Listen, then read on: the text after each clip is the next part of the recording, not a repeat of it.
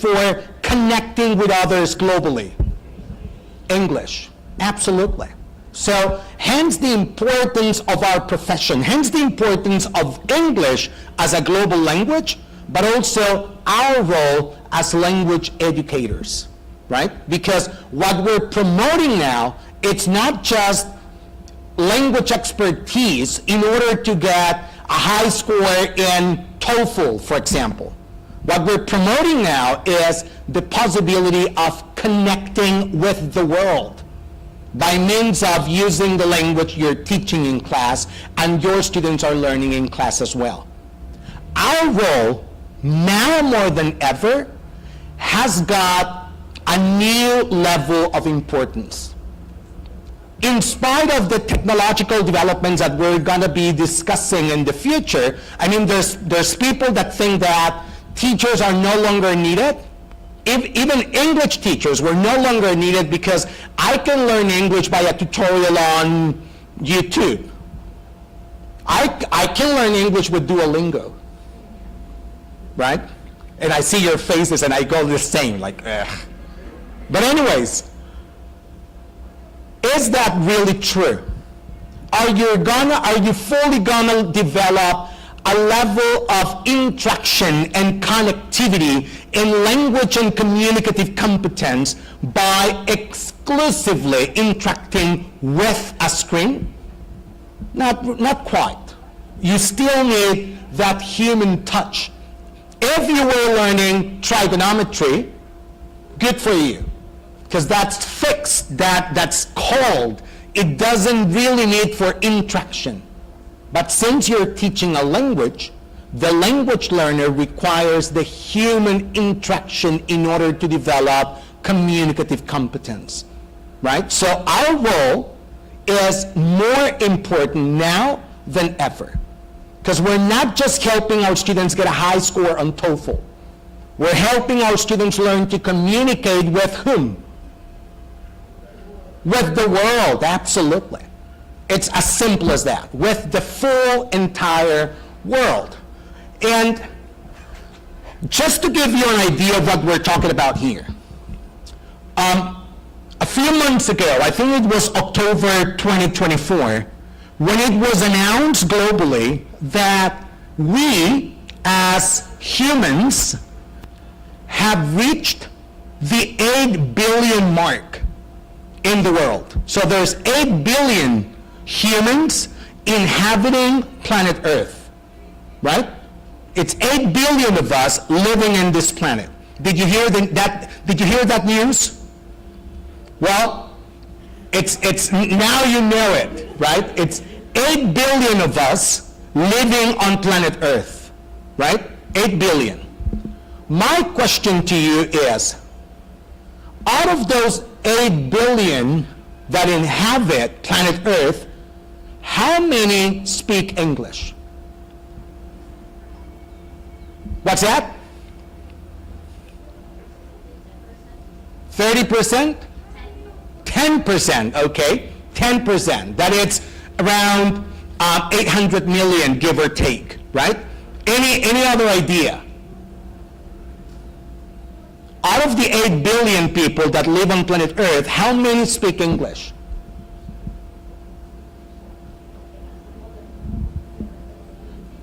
What's that? I can hear you. Project. Use your teacher's voice. Ah, that's the question. Very good. Her question is, as a mother tongue or as a second language? Does it really matter right now? That would be my answer to your question. Because maybe in the past it did. But nowadays, does it really make a difference whether you're a native speaker or a non-native speaker of English? Not quite. So the answer to your question is both combined. Okay? 50%, very good. We have close to 4 billion. Any other bit? More than a billion, very good. Million. Oh, A million, only a million, okay. Very good. 20%? Here's the answer. It's, according to both the US State Department and the British Council, 2.3 billion people speak English in the world. Okay? 2.3 billion. What's that again? Close to 30% of the world's population. And they're not saying they're fully bilingual. They're not saying they're fully bilingual, but they have at least survival skills in English. They have the possibility of expressing thoughts, ideas, and needs in English. They're not considering 100% of grammatical accuracy or perfect pronunciation. They're thinking about the ability to express ideas and get your needs catered for in English, right? So there's different levels of proficiency here. There's people at the A2 level of proficiency and people at the C2 level of proficiency included here. But in total, people with an awareness and a handling of English, it's 2.3 billion in the world. How many people are currently enrolled as language students, English language students in the world? They're not included here because they're still studying the language. Over 2 billion as well. Which means that close to 50% of the entire world's population has a command in English, right? Isn't that interesting? And that puts our job in a whole new different perspective. We're not teaching in isolation. We are teaching our students to become part of a community of over 2.3 billion people in this planet, right? And what becomes even more interesting is, going back to what you said before, the amount of people that are native speakers of English, right? It's 2.3 billion in total. How many of those are native speakers of English? Any idea? It's 2.3 billion in total, right? And I'm gonna give you a hint. Or I'll give you another question that perhaps gives clarity on the previous one. Which is the largest English-speaking country in the world? The US? No. The UK? No. Let me change my question. Which is the country in which the largest amount of English-speaking people live in? India? No. India's number 2. It's China. Because again, we're no longer making a distinction between native speakers and non-native speakers. We're simply talking about people with the ability of expressing ideas in the language. People with the ability of communicating in English. There's over 1 billion people in China with the ability of expressing thoughts and ideas in English. And that's because over 2 decades ago, the Chinese government decided to make English compulsory, right? And that means that every kid starting on the 3rd grade takes at least 10 hours of English instruction per week. Right? So by the time they reach grade 12 and they're ready to access universities, they have to take an exam. It's called the Gaokao. And they have to take the Gaokao, and 25% of the total score of the Gaokao is in English. Which means that if you want to access college education in China, you gotta know English. That's why China is nowadays the largest English-speaking country in the world. Isn't that crazy? That's the reality of the world in which we live in. That's the reality of English as a global language. There's less than 400 million people that use English as a native language. That's not even the entire population of the US, because there's a high percentage of US, of people living in the US that don't have English as a native language, right? So it's only 400 million people that are native speakers of English. And then if you compare that number with this one, you get the idea. English is no longer owned, if you may, by native speakers. English is no longer the American language or the British language. English is owned by the world. And competence in English is no longer assessed on how native you sound, right? How American or how British or how Australian you sound. English abilities are now assessed on your competence for communicating with others in spite of accents, in spite of geographical location or ethnical differences. English unites people.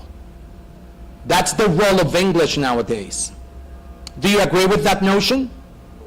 Of course, right? And again, think of the implication of such reality and position of English in our role as English educators. Again, our role is no longer just helping students get a high score on an international exam or memorize grammatical structures and charts of verbs.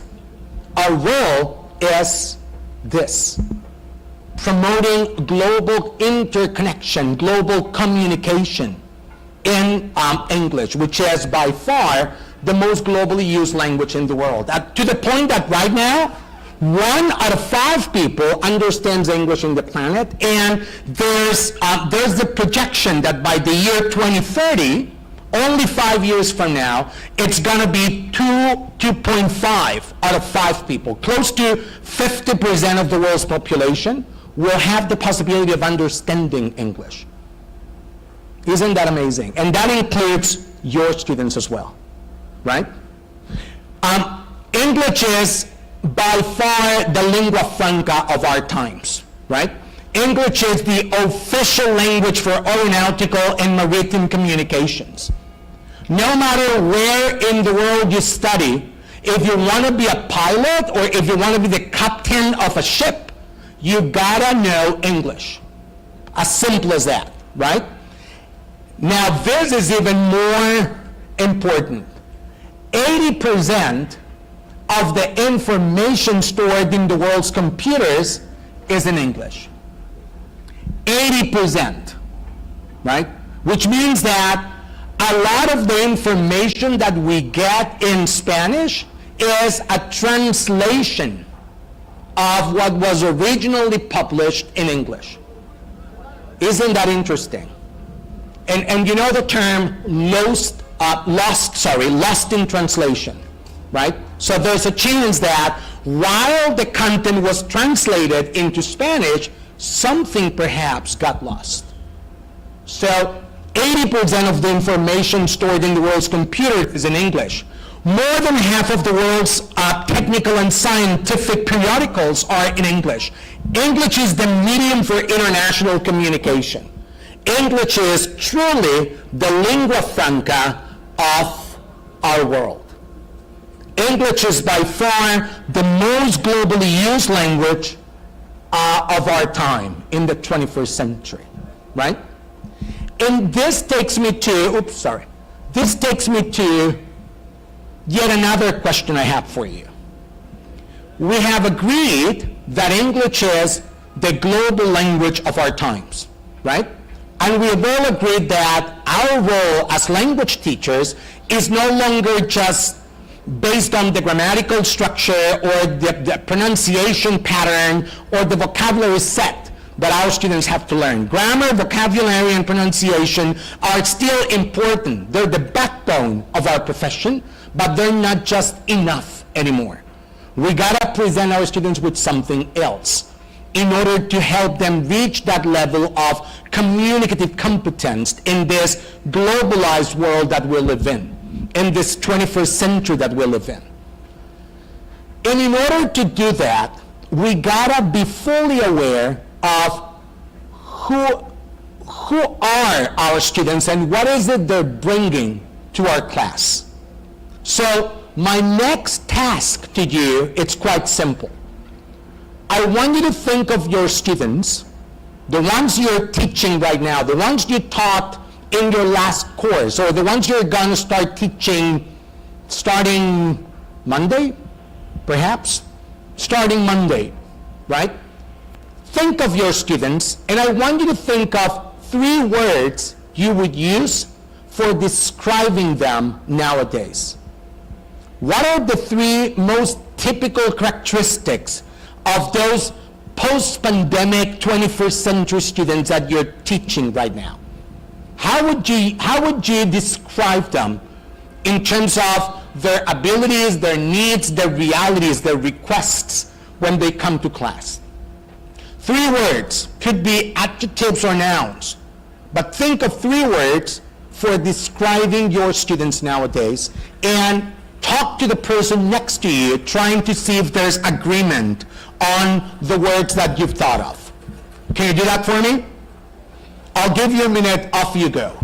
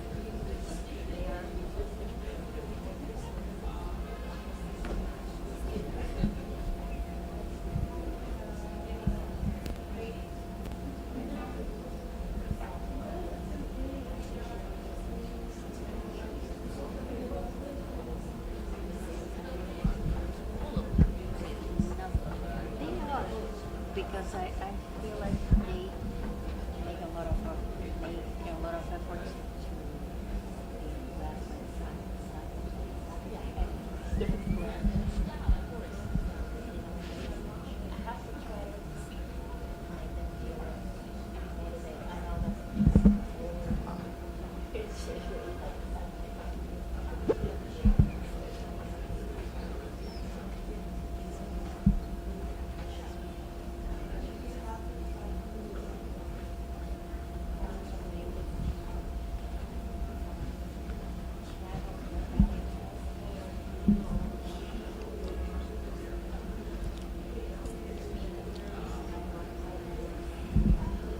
How similar or how different are the words you thought of compared to the ones that your partner thought of?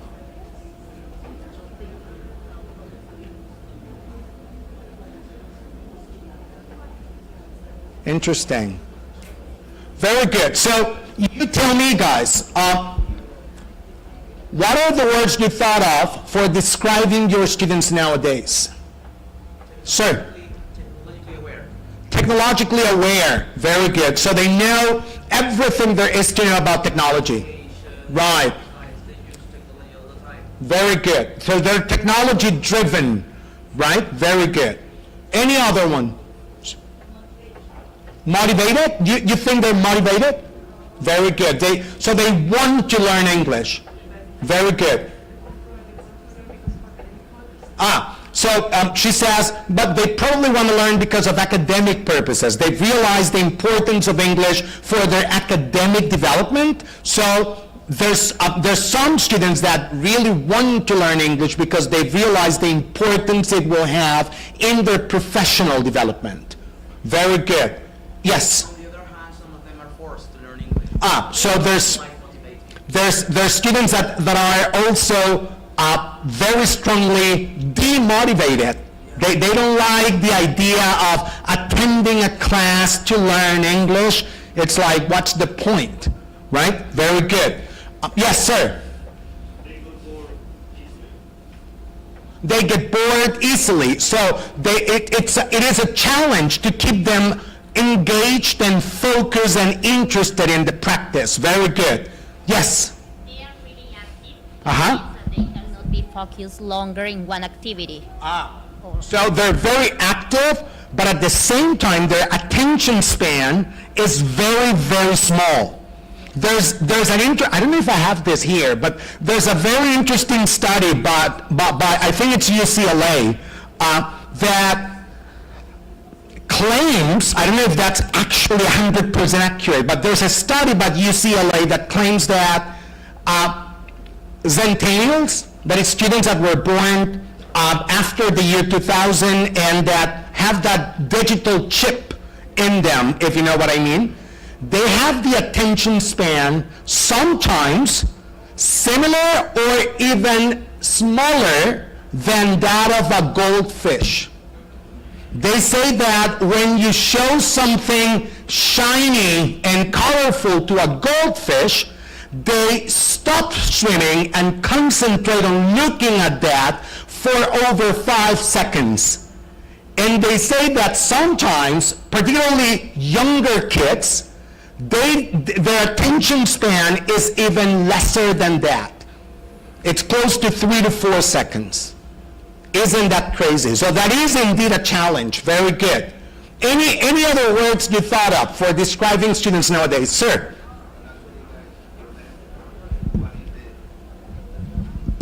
Okay, actually, I got it. 3 words. Yeah. So they're interactive. Interactive, Okay, they're interconnected, interconnected, and they're multitasking. multitasking. Absolutely. Very good. They're multitaskers. They like to have different things to do at the same time, and they've developed that ability for accomplishing goals in different tasks at the same time. Very good.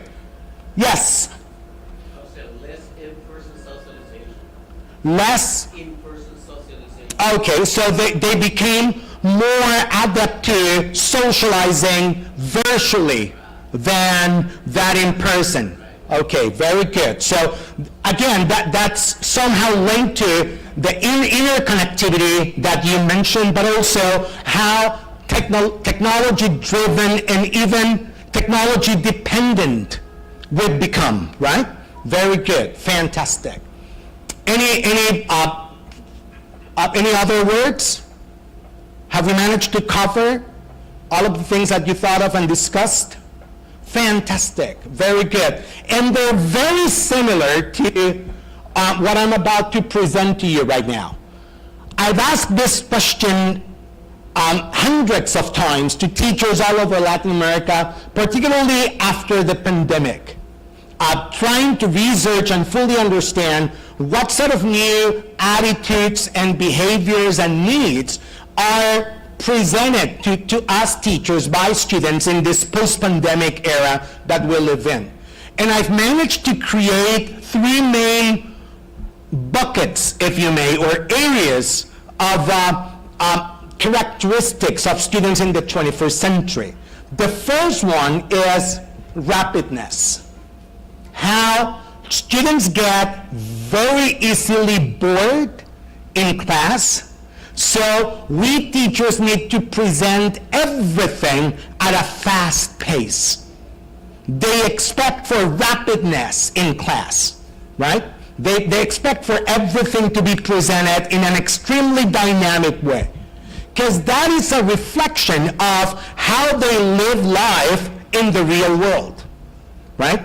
Everything nowadays is rapid. It goes at a high speed. I've always thought of this generation of students as the fast and the furious generation, right? This is the generation that has managed to express thoughts and ideas in just a few lines. Think of Twitter, for example, in which you used to have a limit of words for presenting your thoughts and ideas. Or even better, this is the generation that has managed to present full concepts without having to use words, just images. That's why we have this high percentage of usage in memes and emojis and GIFs and stickers, and that's why this new generation of students, when they think of social media, they don't think of Facebook. because that means typing. They think TikTok, because that's visual, and it has movement, and it has audio, etc., because it's faster, right? So one characteristic of our students nowadays is what they expect from us in terms of rapidness whenever presenting something in class. Do you agree? Because I see a lot of your heads going like this. And it's a sounding yes, right? You're not falling asleep. You're saying yes. Of course, very good. So that's number one. The second one is this. And it's something that you didn't get to mention, but that I heard you discussing this concept. The notion of empowerment. There is an old saying that says, he who has the knowledge holds the, say that again? Power. Very good. He who has the knowledge holds the power. And it's so old that it makes only reference to man. That's why it goes he. Nowadays it's politically incorrect, right? It would be they who have the knowledge hold the power. But the actual saying is, he who has the knowledge holds the power. And that was the reality of the world for centuries, if not millenniums. And there were very few people with real access to content and knowledge, right? In fact, and I've always enjoyed asking this to teachers all over the region. Let's see if in Peru it works the same way. Not that long ago, even a decade ago, particularly in rural communities or smaller communities, there were 3 members of such communities that were considered as the most important members of the community, that were revered, if you may, as the most important people in the community, and you would seek for assistance and help whenever in trouble with one of those 3 people. Any idea of who I'm talking about? 3 people that were considered, and I'm not talking about politicians or majors, no. It's 3 members of the community, or 3 professions, if you may, of a community that were considered to be the most important ones in the past. Doctors, that's one, very good. The priest, that's the second one. And then the teacher, thank you, bingo, yes. Teachers, doctors, and priests. They were considered to be the important ones, right? And what's the one thing they shared in common? What's that again? Knowledge. Very good. They were empowered because they had access to knowledge, right?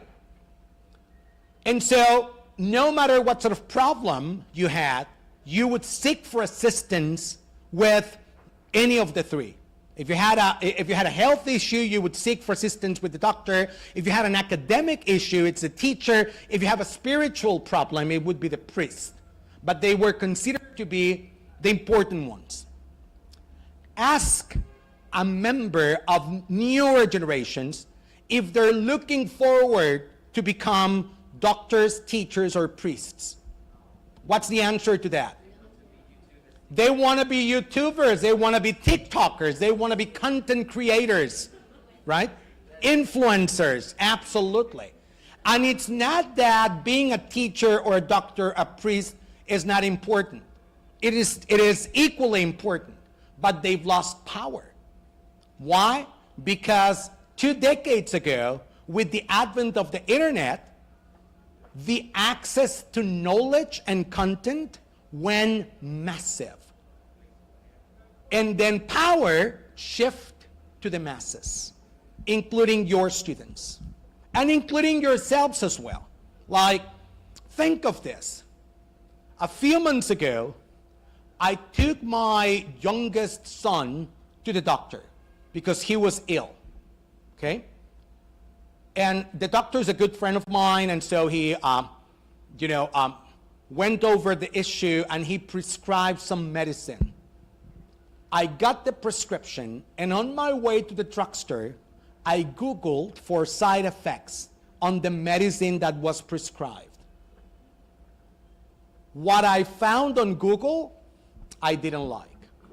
And I said, I don't want for my kid to have potentially this sort of side effects on him because of this medicine. So what did I do?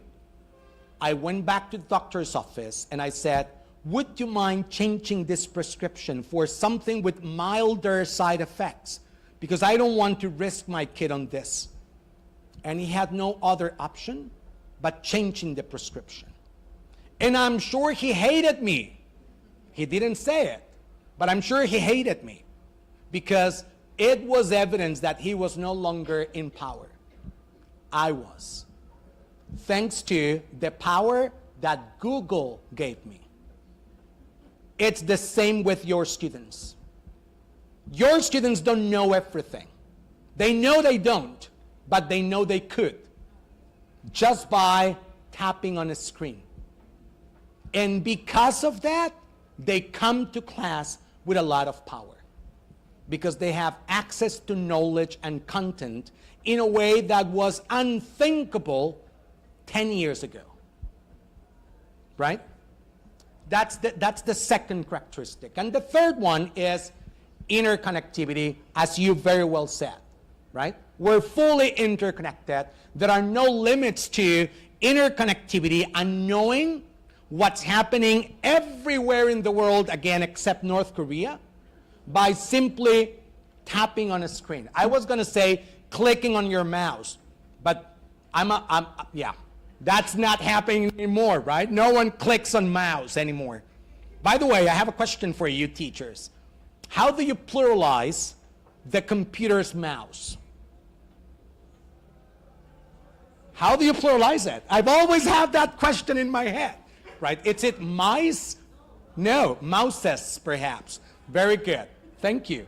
Anyways, going back, let's get back on track. No one clicks on mouses anymore. It's tapping on a screen, right?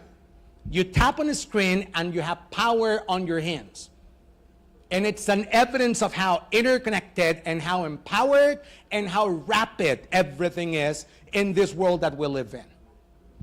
The question is, how are you addressing this reality in your classes?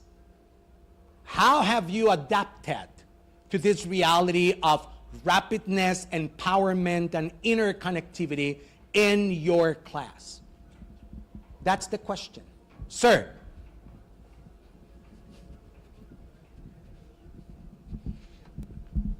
For taking advantage of this characteristic, so I asked him to explain some concepts so they can Google it and get it better. You teaching? Yep. I just Show them the way. switch the roles sometimes. Yeah. Nice. I like that. Yeah. Switching the roles, and there are full methodologies nowadays that allow for you to do that, including flipping, right? Flip learning, or the flip classroom approach that promotes that idea of, because of these characteristics, because of rapidness, interconnectivity, and empowerment, you're not supposed to teach everything to your students anymore. You present them with a guideline so they can research and learn for themselves, right? That's one characteristic of education that we're seeing right now. And then, because of all these things, because of this globalized era in which we live in, and the rapidness, empowerment, and interconnectivity that we've discussed, the language we teach and the way in which we teach the language has been extremely affected. Some people might say for better, some people might say for worse, but it's been dramatically affected. In fact, let's take a look at some of the effects of globalization on English language teaching. What we see now is a tremendous increase in demand for English, right? Which is in some ways surprising, because 25 years ago, on the verge of the year 2000, Let's see if you remember Y2K. Is it ringing a bell? Y2K, Google it up. Not now, but Google it up. But anyways, around Y2K, around the year 2000, it was predicted that by 2020, English was no longer going to be the most globally used language in the world. They said that because of the rising of economic superiority of other countries, English was going to decrease in popularity and some other languages would increase, including what? Mandarin, very good, including Mandarin and Hindi, very good. Mandarin and Hindi were predicted as the new global languages in the planet. Did it happen? No. It's still English. And there are many reasons for that. One of them is what China did. Rather than forcing the world to learn Mandarin, they forced their own population to learn English. That's one reason why. But the other reason is how easy and simple English is compared to other languages, right? That's the other reason. Our students need to get it.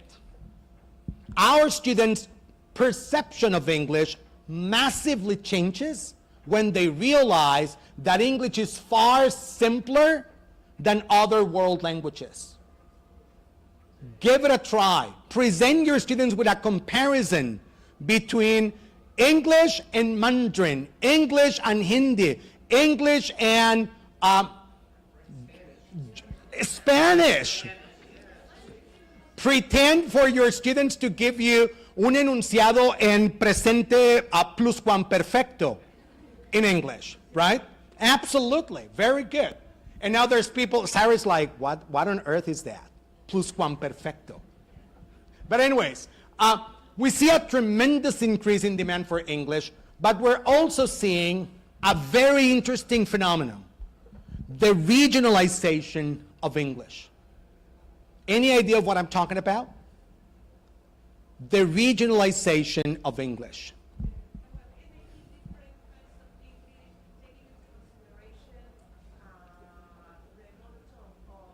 Right, or the geographical location, very good. And we'll see some examples in a minute. And then we're seeing also the rising star of other languages, including Spanish.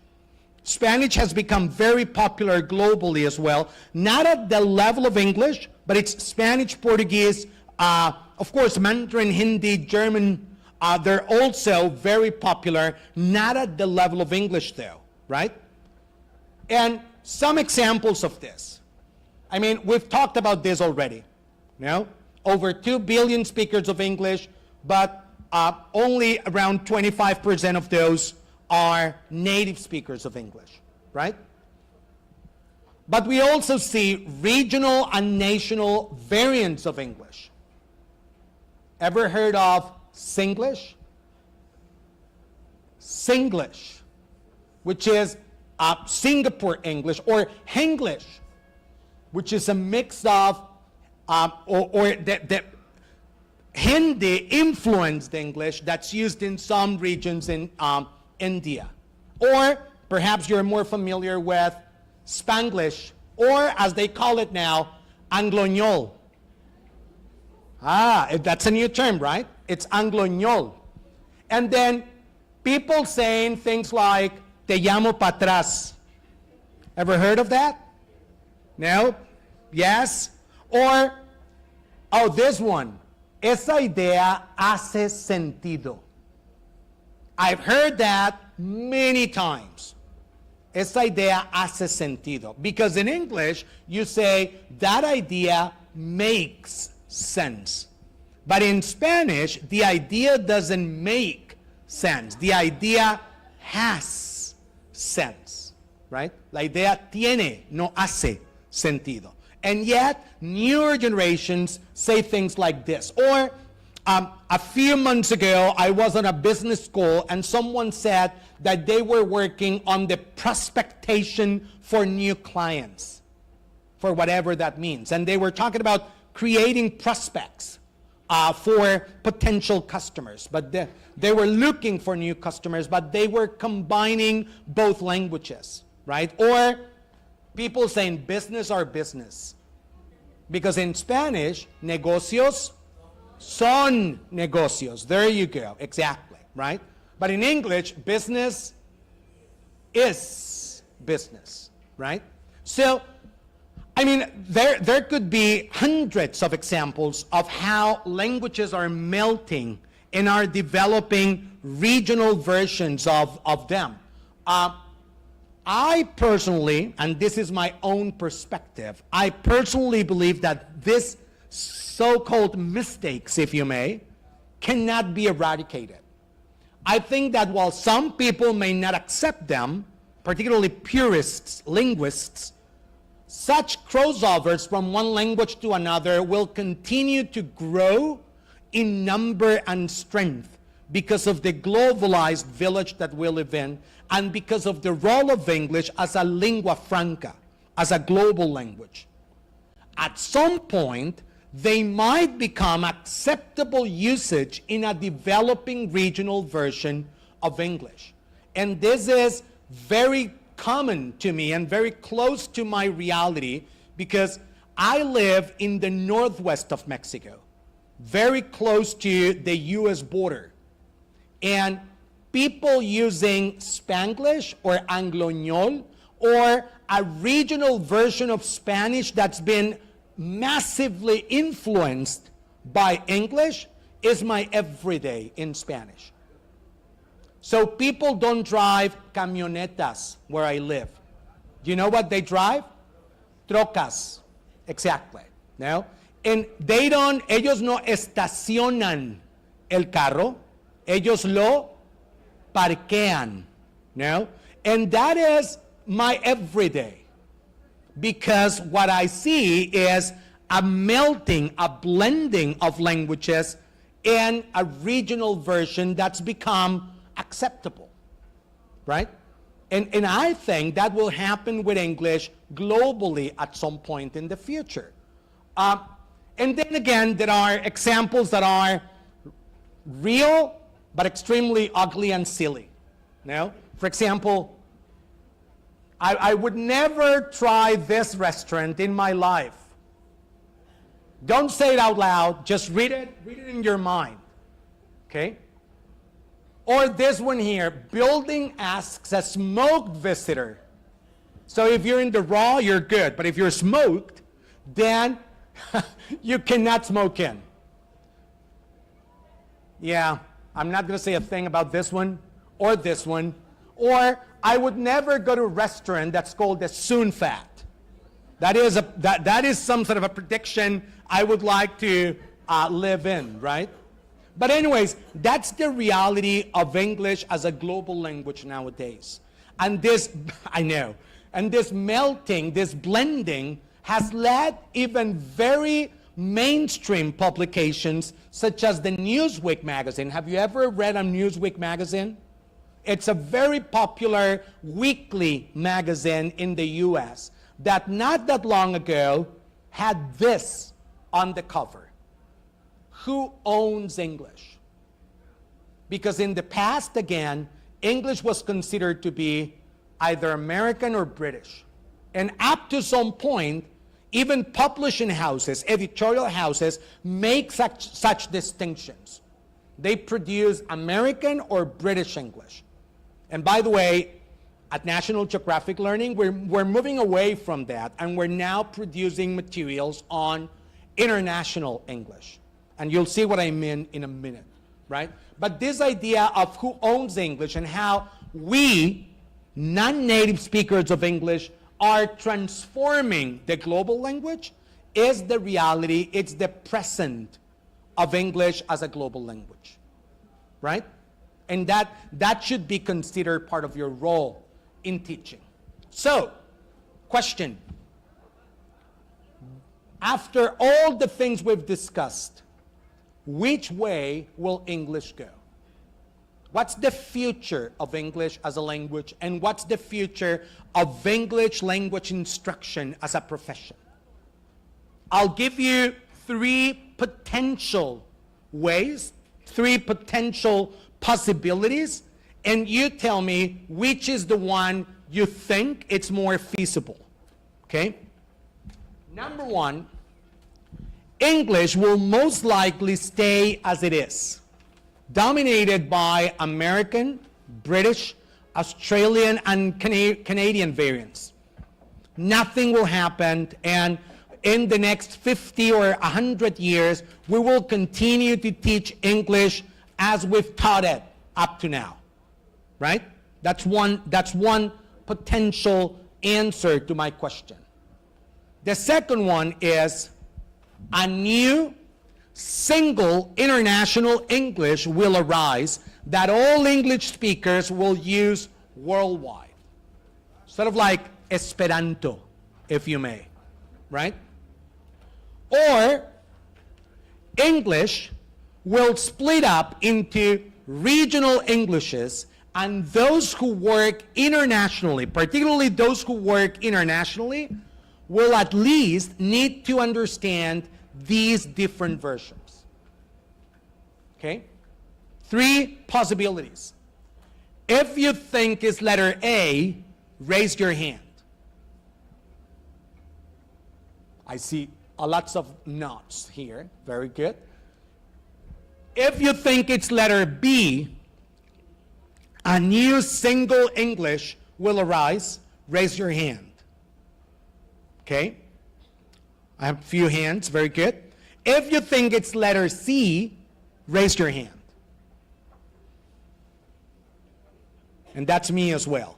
I think potentially this, and the evidence we see now, it's more geared towards this, right? That, I mean, you will continue to teach English as a global language, and when students reach, let's say, an intermediate level of English proficiency, they will need to take some sort of a needs analysis in order to understand what sort of use am I going to give to my English? What are the needs I have in English? And then based on the answers, I'm going to keep on studying, right? Rather than general English all the way up to a C1 or C2, it's more like specialized English, perhaps, what's going to lead the future of our profession and of the language in itself.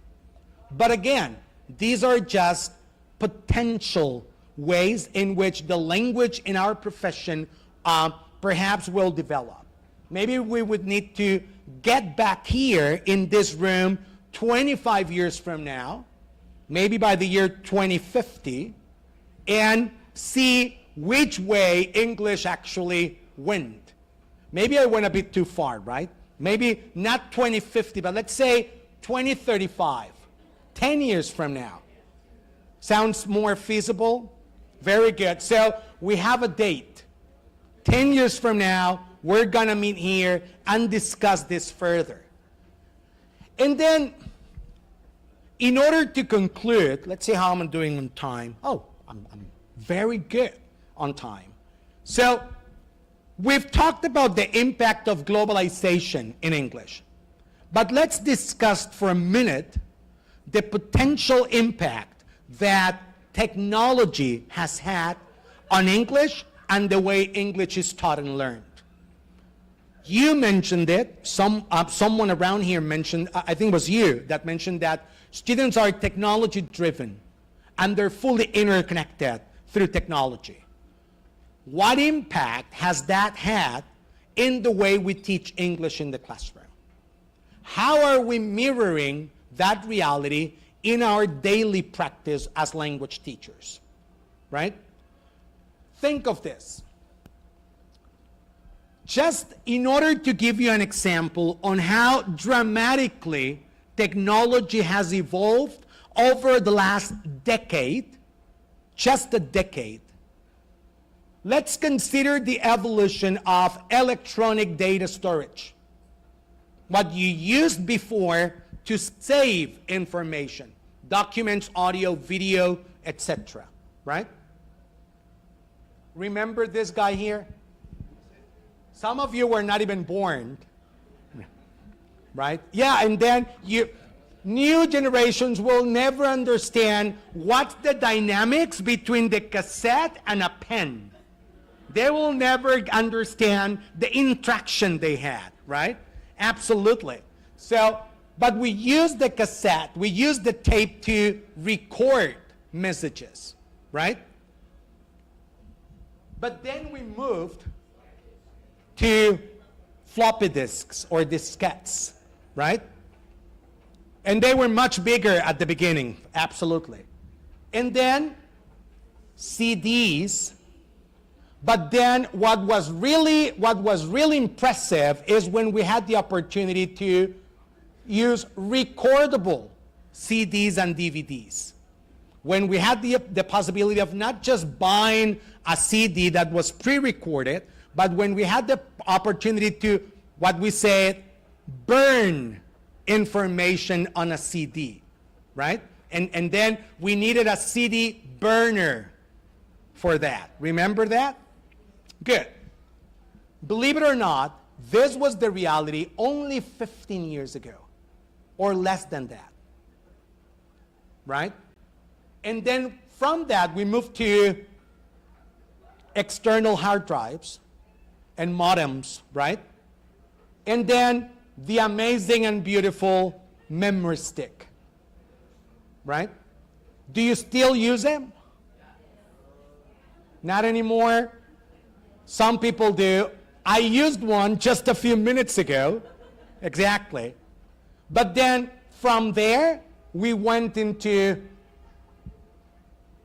right, smartphones. And then the possibility of saving audio, video, messages, podcasting. We didn't need to burn anything on a CD anymore. You would simply send a voice message on a smartphone, right? And then the cloud, right? And then the cloud. I tried, in order not to use this, I tried to download my presentation from the cloud, but it didn't work. So that means that at some point, those vintage items are still needed in today's education. Isn't that interesting? Isn't that important? Right? So just consider the time frame in which technology has drastically and massively shifted, right? And let's not get into AI. We'll talk about that in a minute. But let's not get into AI. So at the end, when you realize that's not just for media storage, but that's the reality of everything we do in the world, including education, you start considering what sort of impact such evolution has had in your practice as teachers. For example, when I started my first grade back in 1980, technology in my class included a chair, a board, and sometimes, when we were lucky, a long play. And a player in order to listen to songs and sing, and etc., right? That was how technological my class was back in 1980. How technological are classes right now? For example, I personally teach a class of English, intermediate English, to university students in Mexico, and it's 100% virtual. I teach a class on Zoom every day, Monday to Friday, from 8 to 10 p.m. I don't need a desk. I don't need a green board. I don't need a long play. All I need is an internet connection, because I don't even need a computer. I can teach my class from my smartphone. That's all I need, right? The question is, how is this being reflected in what you do in your daily classes? How are you bringing that evolution in technology to what you do in the classroom. Because that was me back then, no? But nowadays, the story is completely different. How many of these types of technology have you used in teaching English? Maybe some of them might be unknown to you. Maybe some of them you're still using them.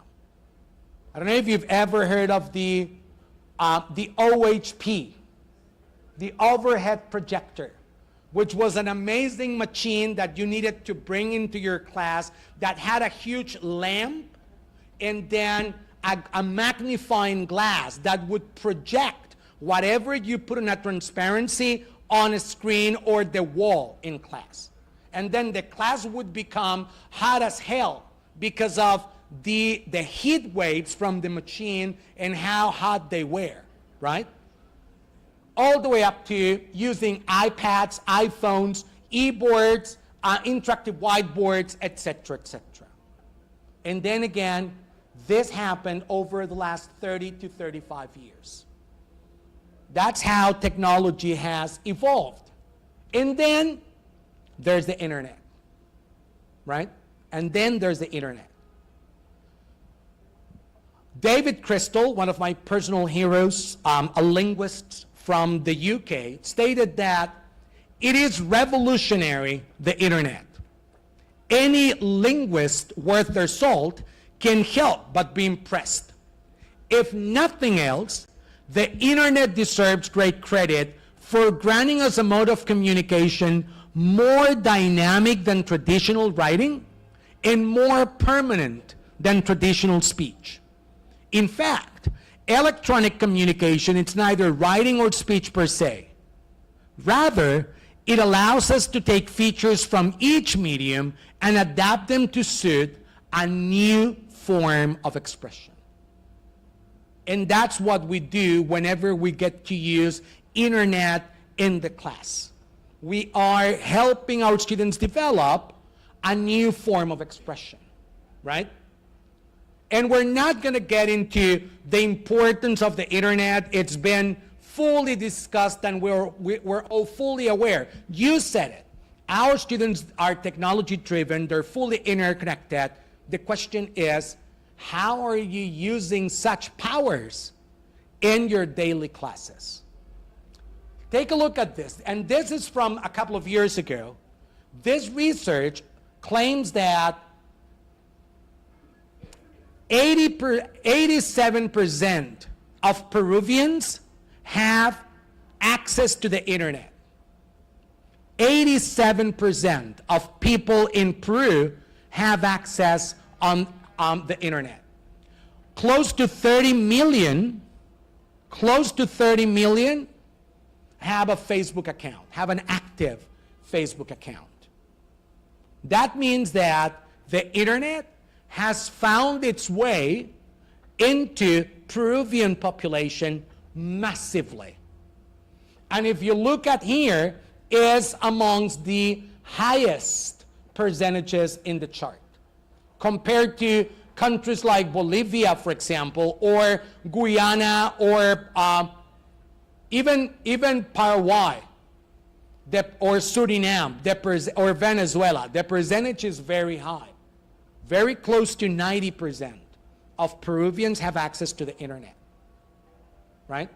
So the question is, are you using this on your advantage? Are you implementing digital technologies in your practice? And there are endless ways that talk about how the internet and technology have changed the way we learn and teach, including learning management systems, online platforms, downloadable apps, and the possibility of using them in order to take the practice of English outside of the four walls of your classroom into more realistic settings, right?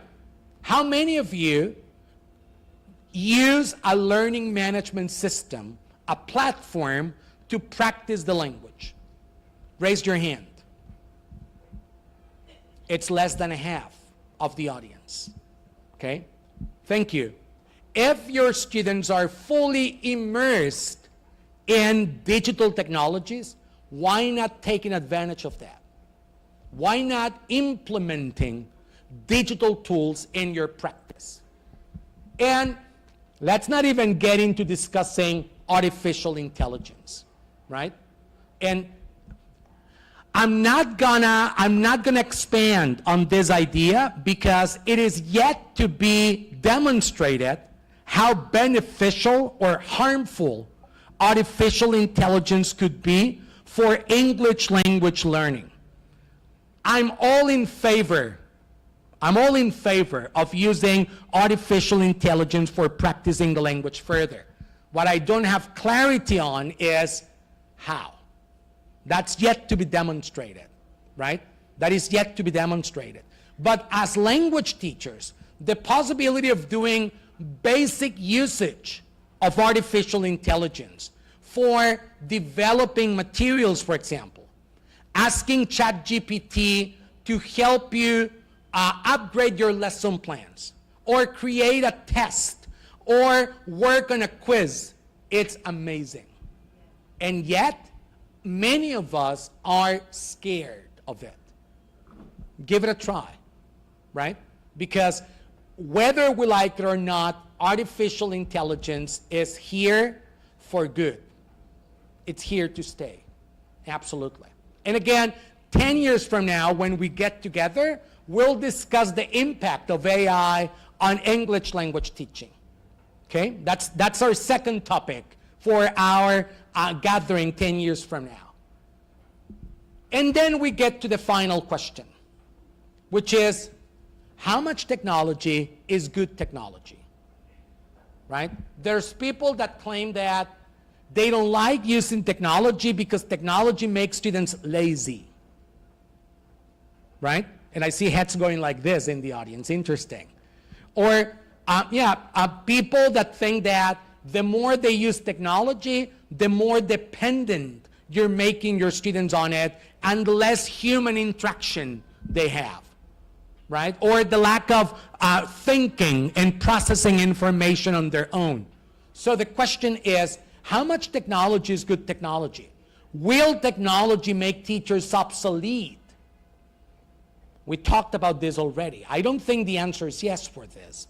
I think technology could be used as a fantastic aid to the teaching practice. But the thing is knowing how to use it. And two dear friends, oh, by the way, before we get into my two dear friends, this is Mark Prensky. Mark Prensky is the one that came up with the notion of digital natives versus digital immigrants, right? He's the one that coined, if you may, those terms. And Mark Prensky says that when you think of using technology in class, think of it as a linguist. The verbs are the unchanging skills of education, such as thinking critically, communicating effectively, presenting logically, and calculating correctly. And the nouns are the tools of education, the technologies that students use to learn and practice the skills. What keeps changing on daily basis are the nouns. What remain are the verbs, right? So the how to use technology in class has to do with this, the unchanging skills of education, such as thinking critically, communicating effectively, presenting logically, and calculating correctly. And then again, my two friends, Joan Keng-Shin and Jody Crandall, came up with this chart that states the functions or skills that we should be looking for whenever promoting the use of technologies in class. This should remain. What you look for is for students to develop listening abilities or presenting abilities or producing abilities or communicating abilities in English. This, they keep changing, right? It's not using the flashier technology or the coolest one. Is the abilities that your students are gonna be developing further by means of using such technological item. That's what really matters. Any questions on regards of this chart? Is it clear? Amazing, fantastic. Promise again, crossing your heart. So, no, and I'm asking you this because many teachers misunderstand the incorporation of technology into language teaching. And they say, I want to be hip, I want to be cool, I'm not gonna talk to my students in class, I'm gonna send them text messages and I'm gonna send them emails because I'm very technology driven. And that's not it.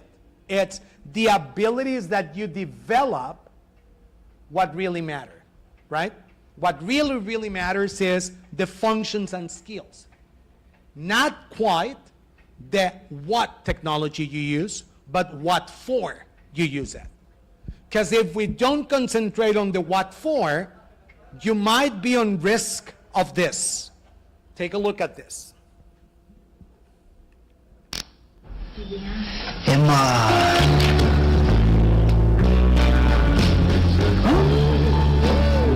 Emma. Emma.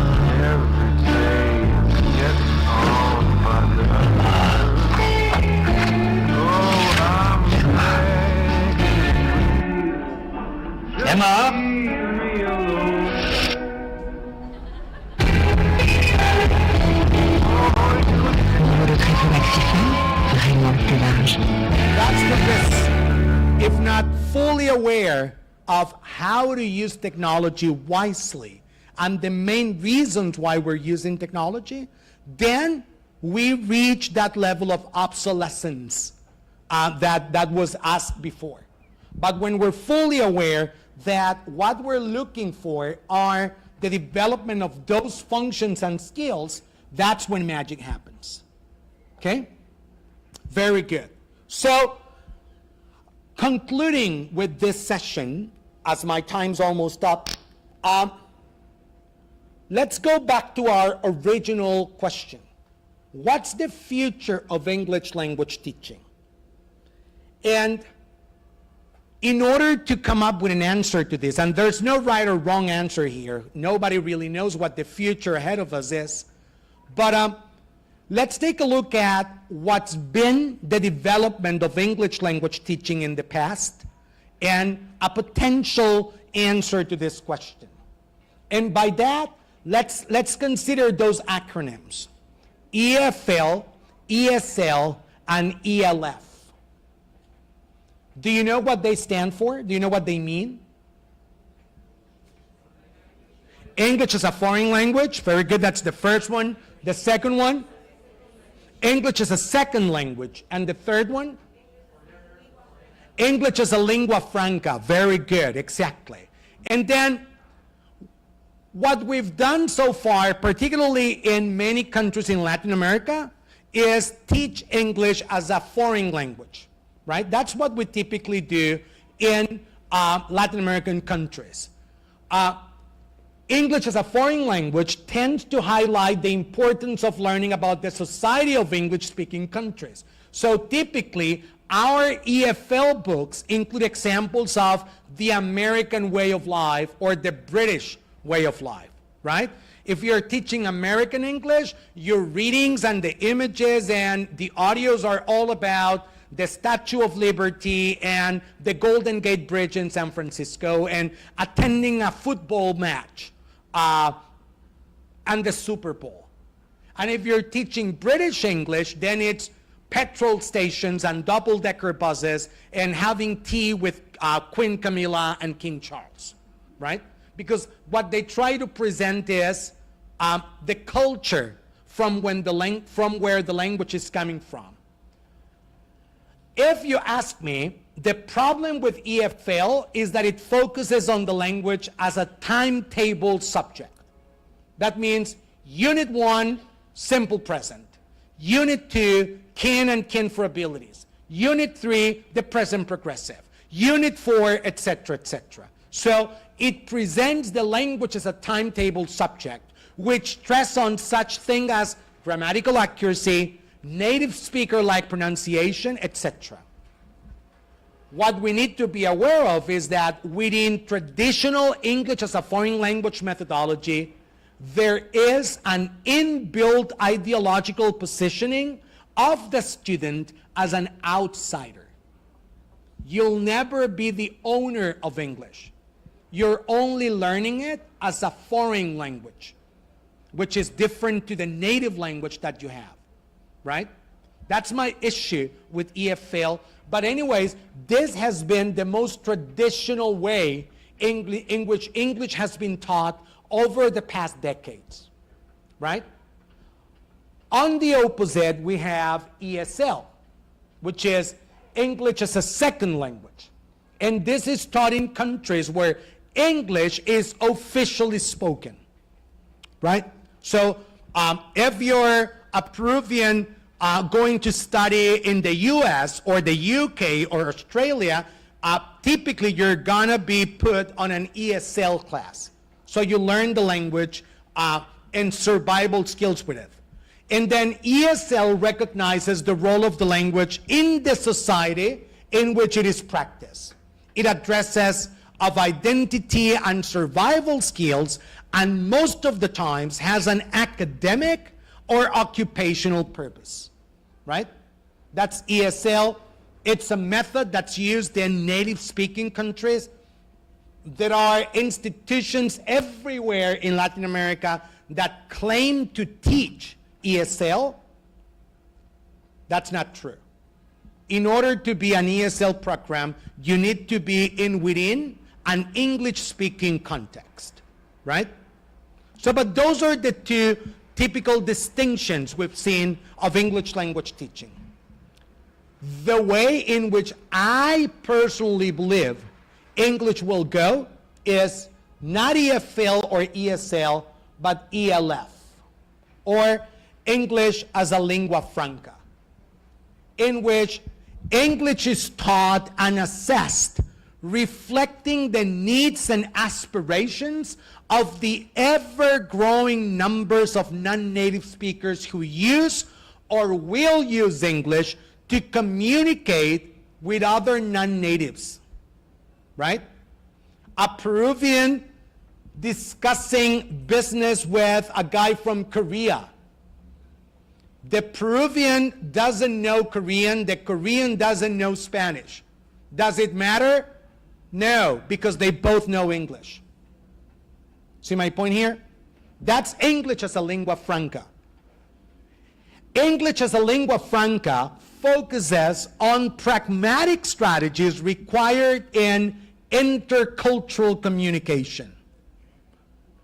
The target model of English within the ELF framework is not a native speaker, so we're not forcing our students to sound like a native speaker, but a fluent bilingual speaker. So you have the right to have an accent, right? Who retains a national identity in terms of accent, and who also has the special skills required to negotiate understanding with another non-native speaker. Out of the three, EFL, ESL, or ELF, which way do you think English language teaching will go? Say that again? I rest my case. Now, ELF is all about combining these aspects. It's global context. We're no longer just talking about America or the UK. We're talking about the world, which is where English is used. We're presenting critical thinking. We're presenting students with opportunities to think out of the box and read between the lines and have the possibility of creating their own judgment based on evidence in English. We're teaching them content. We're not talking just about the, hello, may I help you? Yes, I would like to have a hamburger with lettuce and tomato, and which is a typical example of EFL programs. But it's more about, let's talk about global warming. Let's talk about economy. Let's talk about sports. Let's talk about the weather. Let's talk about endangered animals, etc., etc., etc. So you present them with content, and through all that, you put some language learning strategies in practice. That is ELF in its core. And again, if you ask me, I think this is the way in which English language teaching will go. Once again, what's the future of VLT? My guess, my prediction, my money is on EFL. Sorry, ELF, not EFL, ELF. I was just trying to see if you were paying attention. It's ELF. But again, that's the third thing we're gonna be discussing 10 years from now. Do we have a plan? A deal? Lovely. Having said that, thank you guys very much for your attention, for your very insightful participation. If you want, oh, thank you very much. If you want to get a copy, of this presentation, email me, and I'll be more than happy to share it with you. Okay? You have my email right there, and I'll be around because I have another session later. So let's talk. Thank you. Oh, thank you very much.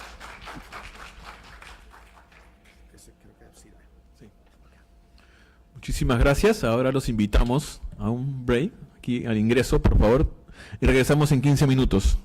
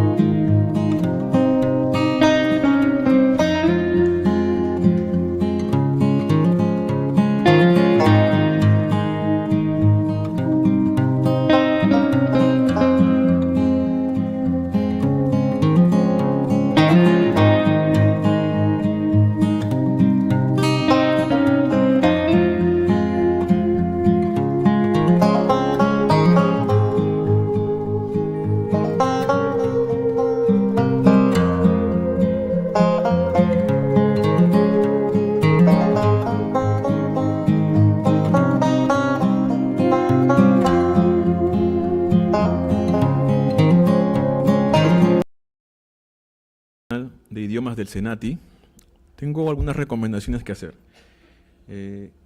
Recordar a todos los asistentes sobre su participación activa con los ponentes. Los colaboradores del Centro Nacional de Idiomas van a estar atentos para poder entregar en este caso algunas sorpresas para ustedes, ¿sí? Y también recordarles que todo Coffee Break tiene que ser en la puerta de ingreso. Está prohibido el ingreso de alimentos aquí adentro, ¿sí? Por favor, tratemos de evitar esto. Y continuando con el Congreso, la siguiente ponente es una consultora académica de National Geographic Learning. Actualmente vive en nuestro país. Originaria del Reino Unido, se graduó como bióloga en la Universidad de Manchester antes de viajar a Perú para participar en trabajos de campos ecológicos y coordinación de proyectos. Después de obtener la certificación TESOL, ha enseñado inglés en Perú durante más de 10 años en diversas instituciones y universidades, así como cursos especializados para estudiantes y profesores del inglés relacionados con los objetivos mundiales y la educación STEAM. Le apasiona unir la educación y la sostenibilidad y cree que a través de una educación eficaz e integrada en un mundo globalizado podemos crear iniciativas impactantes para un futuro mejor. Demos un fuerte aplauso para Sara Reumann.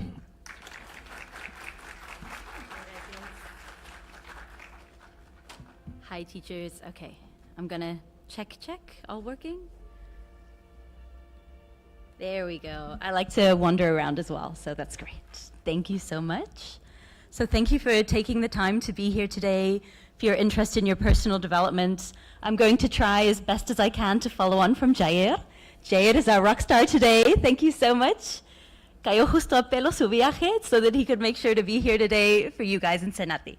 I'm going to try to follow on as best as I can, and we'll go a little bit deeper into this topic of globalization. Oh, I've skipped right to the end. What did I do? There we go. All right. I've been told I need to speed it up a little bit, so there might be parts that I skip. But if you have any questions at all, feel free to find either of us, any of us, afterwards outside. These are topics we're very, very happy to talk about.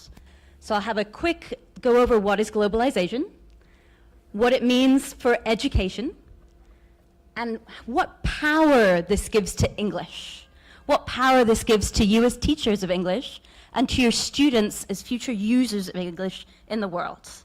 And then we'll have a look at what that future can look like. All right. So globalization is a topic that's a little bit close to home for me. So Jorge mentioned, thank you, that I'm from Manchester. I'm from the UK. I was born in Kent in the south of England. I grew up around Manchester, but you can probably tell that my roots are not originally from England. Where do you think I'm from, like my bloodline is from? Look at the eyebrows. Close. So my parents are from Pakistan. So Pakistan was a huge British colony back in the day, became separated from India, and has had a lot of migration through to the UK. It is the biggest population of Pakistani people outside of Pakistan within England. So I grew up in England from my Pakistani parents, traveled to Peru, have my Peruvian partner, my Peruvian daughter, so we're a very globalized family over here. So we've talked today about how much we love being in Peru. I loved it so much that I ended up staying. I came originally in 2008. My original plan was to come for 6 months. I'm a biologist. I came to work in projects in the field, and I loved it so much that 17 years later, I'm still here. You can blame the food, I think, and the people. Here we go. So, I've mentioned a little bit about my story with globalization. I'd like to know what you think of. So I have a few moments here to help with your participation. I want to hear you talking out loud. Please let me know your thoughts and ideas as we're going through. And I've got a few digital tools that I like to put in there as well for your, like a little bit of interaction, you know? So what does globalization mean to you? When you hear this word, globalization, what are the first things, ideas, phrases, or words, key words that come to mind? what does it mean in your context? So for me, it's been multicultural family. For you, maybe what opportunities to travel have you had? Do you want in the future? Music, oh, I love this one. Culture, excellent. Maybe work opportunities, study opportunities. Maybe products that you buy, brands that you know, family. So I'm going to have a quick look. I'll leave you a minute to send your answers. And let's have a look at them here.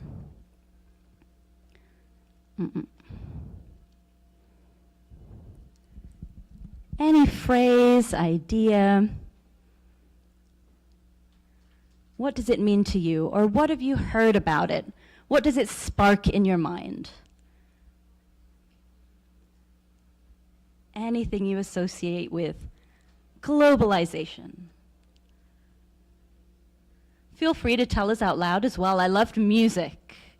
My daughter is very, very into K-pop right now. And I love this fusion of K-pop. They have the Australian British accents, the Korean language, this multicultural music. Ooh. Okay. There we go. So if you have your scanner on your phone, and it should take you directly to my Padlet. No? Yep. Okay. Oh. No?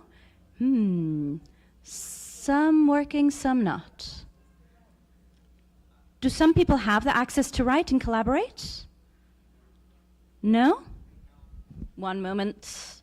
Let's see if we can fix this in real time.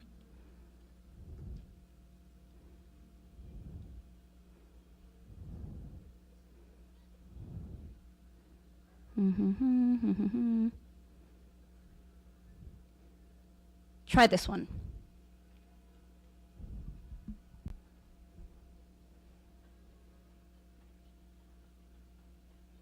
It might be because I made it more than 24 hours ago. Sometimes it updates.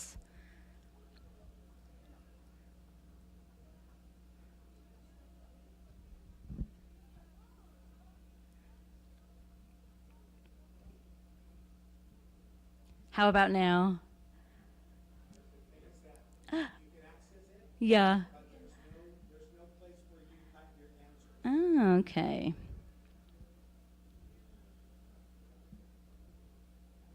What have I done here? Clone? Who's this? All right. In this case, out loud, teachers, I'm going to have to go old school in this case. If you can tell me out loud, technical difficulties right from the beginning, my goodness. So we've had music. I love this. Cultural exchange. What else when you think of globalization? Ideas, information, business. I'm sorry? Businesses, integration. I like this one. Connected. I love this word. Languages, of course, here we are. Languages, the integration of being able to understand each other, listen to each other. A world without borders. That's such a lovely sounding phrase. Miss.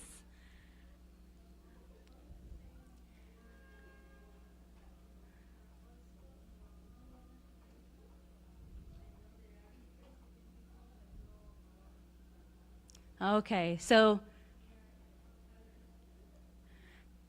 this has the kind of good and bad side, you know? We have this kind of homogenization of everyone becoming the same, but this need to have the balance of our own identity, so it's bringing up an issue here. Good, we're getting deep.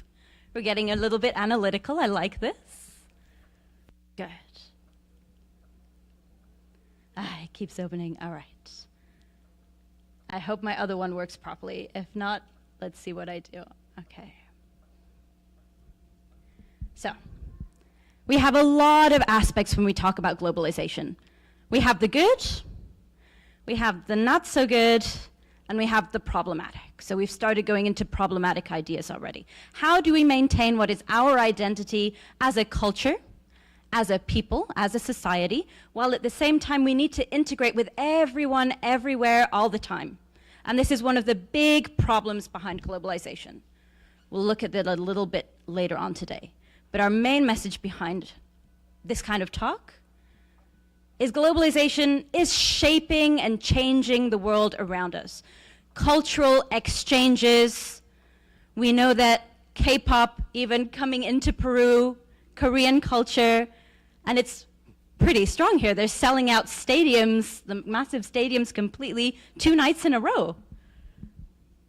Information exchange, as Jair mentioned, the majority of information that is found online in any digital formats is in English, the global language for open access, entre comillas, open access to everybody. This connection, I can Zoom, Skype, call, text, WhatsApp, anyone, anywhere in the world at any time that I wish to. We have our social media. It keeps us connected. It keeps us current. It keeps us with branding constantly, all the time, in front of our faces, what to buy. We have American brands that source their ingredients from Latin America, send them over to China for the production, and then sell them globally. So we have this network of chains that are happening. All of this comes with the good, the bad, and the ugly, I like to say.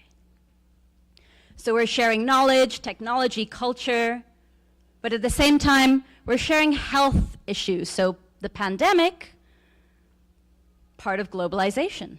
The way that new diseases can spread around is a big red flag for the ways that we need to keep an eye and a control on how we are monitoring the health of each society and each system and how we come into play with each other. Migration, climate change is the big one for me as a biologist. Impacts from a completely whole other country have meant that there are droughts here in Peru and more forest fires. You've seen the news the past couple of years, the forest fires within the jungle areas of Peru have been horrendous. When we think about extreme weather events in the US, this is becoming worse and worse every year. Globalization, I know it's mostly in terms of business kind of mentality, but when we think about the drivers behind that and how that opens up interconnectedness, it touches all of us very, very deeply in just about the majority of choices you make every day. Where you buy, what you eat, the way that you decide to interact with people around you, the information that you are consuming. All of this is driven by globalization. It's shaping our identity, our economy, and opportunities. And therefore, it's shaping our classroom purpose. Because of the way the world is changing, we need to realize that our way of teaching our students to be integrated into this globalized world needs to be up to date. Let's see. Globalization demands this rethink of education. I want to point out this one in the middle. Has anyone seen these ads or did anyone hear about this company? Okay, so Artisan created a polemic kind of ad campaign last year based around don't hire humans. Oh no, it's fallen again. So when I say that to you, AI is here. Don't hire humans anymore. What are your reactions? Seeing shaking heads. Not good, crazy. Trying to persuade you. What do you think? It's a good thing? It's a bad thing? How does it make you feel? Tense, nervous. It feels a little offensive. I feel threatened. I feel not valued as a human. I feel like our worth as humans is being questioned in the modern world. So it created a huge backlash, but at the same time, stocks within Artisan went up 200%. So they benefited from being so polemic and questioning the value of humans. It raised their value exponentially. So this is a huge, huge kind of pull back and forth. And we have the issues around this as well. This is one of the massive global issues now. How do we balance this rise of AI and this idea that it's threatening us as humans and our roles in society, in the world? And the problems that our world is dealing with in and of itself as a result of globalization. I mentioned the forest fires. These have been absolutely awful the past 2 years in Peru, within Brazil, within Ecuador, within Bolivia as well. Forest fires have absolutely decimated jungle areas. We have the issues with the brecha digital. Jerry mentioned that we have a lot more connectivity within Peru, but when we look at the differences between a lot of the countries in Latin America, there's a strong divide. And this means people are getting left behind as the world advances. Some people are not hiring humans anymore. There's a significant part of the population that doesn't even have access to the internet, doesn't even have access to computers. And as the world develops faster, they get left behind at a more drastic rate.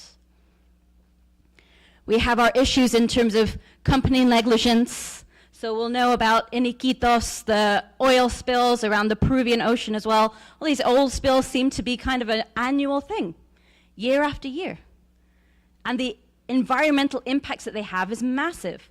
When we think about food scarcity and food resources, and we know that within Peru, as agriculture is booming for exportations, the prices here are rising.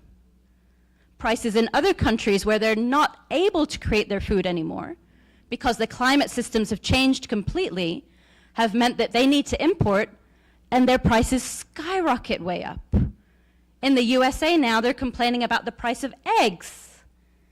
Imagine not being able to afford enough eggs. Something that is the canasta básica. And we have divides in terms of poverty, classes. This wall, where is this wall? This is in Peru. So we think about divides like the Berlin Wall or maybe the Dublin Wall. This is very, very close to home. This is within Peru. So creating these massive divides within our own society and our own people at the same time in terms of what we value and who we value. Questions? How many of your students are aware of these challenges? We've talked about the tendencies they have to get out their TikTok videos and look for entertainment, look for fast kind of short clips. Are they aware of the kinds of global issues that are out there that are waiting for them when they graduate? That we have now on our shoulders every time we watch the news and it seems like it's one disaster after another? Do they know about the shape that the world is in? Yes. Sort of. A little bit. How many of them consider that they have a part to play in that? They don't just see it as some kind of an external news, but they consider, hey, this is a challenge for me. This is a call to action for me. This is something that I want to put my mark on, or I want to combat or be part of. Are we feeling this from our students? Why not? What way are they getting this information? And what way are we as teachers affording them opportunities to think about the reality of the world that we're in? Let's see. Now I want to mention the SDGs. These are very close to my heart. We're failing them abysmally. But the idea that the world at one point thought it was very important to sit down and put these together was a very important part of humans' progress. Who can tell me what some of the SDGs are? Education, absolutely. Number 4.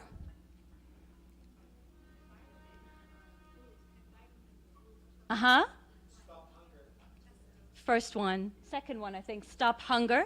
Justice for all. Gender equality. Peace, I think someone mentioned here. Sustainable cities and futures, yep. Health, accessible health to all. Health and mindfulness, so health including mental health as well. Good, so I'm very glad that you have them in mind. whoops, where are my questions here?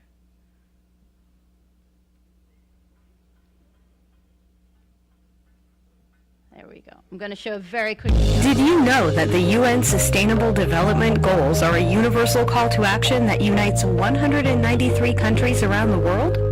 If these global goals are fulfilled by 2030, life on Earth will be better for everyone. So, what are these goals? Eliminate poverty in all its forms. No hunger. Everyone should have safe, nutritious, and sufficient food. Everyone has equal access to healthcare, thus ensuring our well-being and a healthy life. Equal access to a quality education. Ensure gender equality where women and girls have the same opportunities as men and boys. By achieving these goals, each member of our society will be equal, safe, and happy. UN global goals also include access to safe drinking water and sanitation, access to clean energy that is safe for people and the environment, sustainable and stable economic growth. Everyone has a decent job, strong infrastructure, and the support of innovations. Lower inequality within and among countries. Cities and settlements be developed without damaging the environment and people. Achieving these goals will result in the well-being of people and our planet. We can further take care of our environment with the following goals: sustainable and safe production and consumption of products. Take urgent measures to reduce climate change and its impact. Ensure the sustainable use and protection of ocean and sea resources. Restore and protect Earth's ecosystems. By achieving these goals, we will form a society where strong institutions ensure peace and justice. It is important for everyone to be involved and to build partnerships for achieving sustainable development goals. You are part of this process. Demand the implementation of these goals. Take the lead and share information with your friends.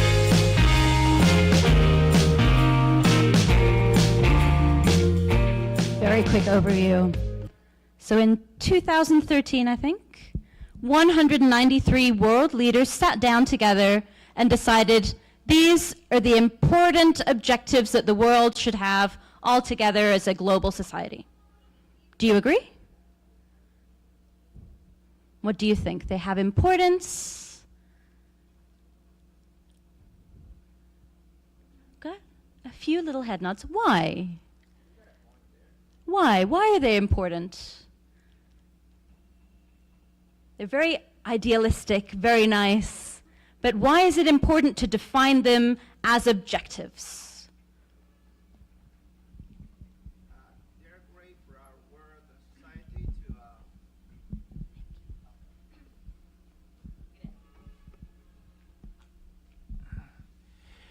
They're great pointers for our world society to have a better future, so we can be conscious and take part of these issues.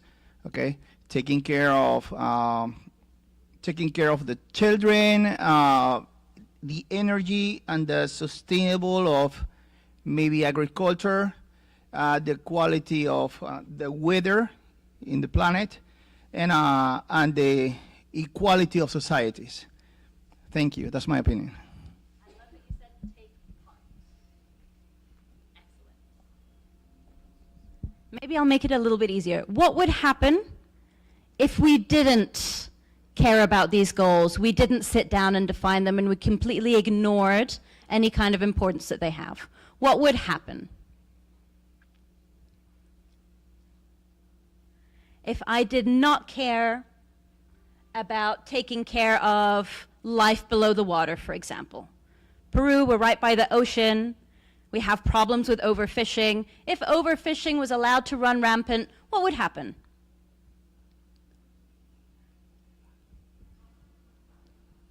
Please? Can use our teacher voices too. Come on. Well, good morning. I don't know if it happens to the rest of my colleagues, but I feel like an atmosphere of anxiety among my students. So I think that it's important that we tackle these issues so that students and us as teachers are not worried about all these problems because they affect the process of learning. That's what I think. Learning and life. Every aspect of this. Thank you. So, I mean, the news makes us anxious all the time. Some days I can't even turn it on anymore. It just makes me worried before I even step out the door. Especially health problems. Oh, absolutely. Every time there's a new version of coronavirus out, okay, let's get our vaccines. Everyone gets a bit nervous. Yeah, absolutely.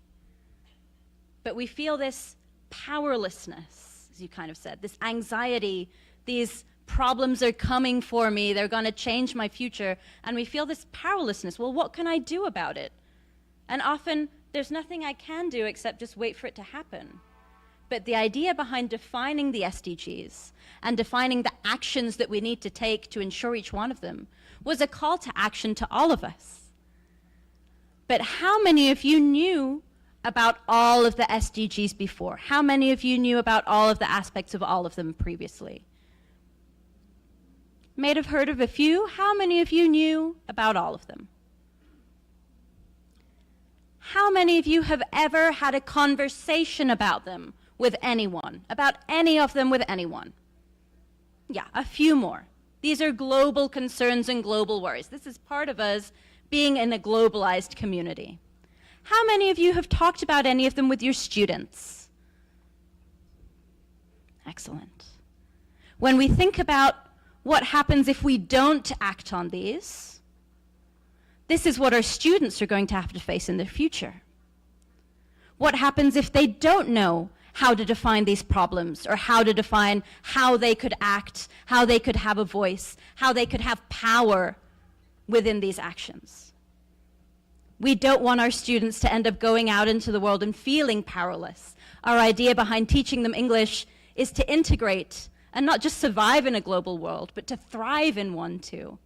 So giving them the power to know that they can and they have options to tackle these issues that are relevant to us all, I think does become a task for teaching at every level, and especially within English teaching. Because if our goal is to globalize our students, we need to consider what we're globalizing them for. The SDGs define the challenges of our time. They're not distant problems. They're our students' futures. I would say they're our present now, too. The SDGs were defined over 10 years ago, set to run until 2030. How far do you think we've progressed in achieving them? Do you see changes around you in the world where things are getting better? Relating to some of these, maybe not all of them. Some of them, yeah. What things are getting better? Let's have a positive note. In Peru, globally, because remember, think local, act global. What things are getting better? Good. Gender equality has taken huge leaps forwards. Recognition of the brecha salarial, and more policies in place so that this equality of, your earnings reflecting your work has taken leaps forwards. Any others we're seeing positive changes to? I hope that's not the only one.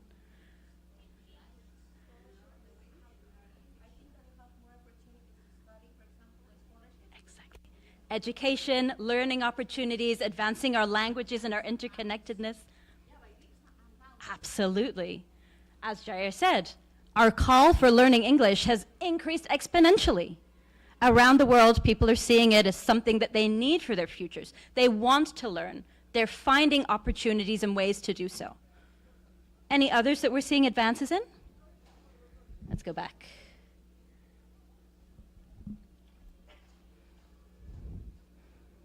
There are some interesting advances in Peru. I'm going to talk about them in a little bit as well. I'm hoping to give you a bit of inspiration. It might seem a little bit dark now, but I hope I can give you a bit of inspiration and hope as we go along.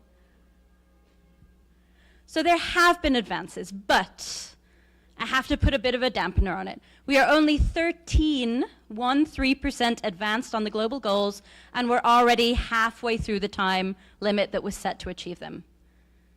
And we've barely made 13% of progress, but this is on a global scale. So we do, the responsibility is shared. Here we go. Which of these do you talk about in your classrooms? So a few people mentioned you might have discussions about them or mention them to your students. Which ones? I'm sorry? Climate action, excellent. From National Geographic and from myself as a biologist, I very much appreciate this. Gender equality. Quality education, clean water, access to water. Good health. After the pandemic, this became a central conversation, right? Absolutely. Fantastic. Keep having these conversations, teachers. The other one, which of these might matter the most when you consider it in the context of your students? Which ones will affect them the most? Let's project a little bit. What will the reality be that your students are facing as they graduate? Good. Industry, innovation, and infrastructure. We talked about the rise of AI, how the job market is changing. I'll mention a little bit about this too. This adaptation, rapid adaptation of the world around us in technology, absolutely they're going to be affected by. Any others?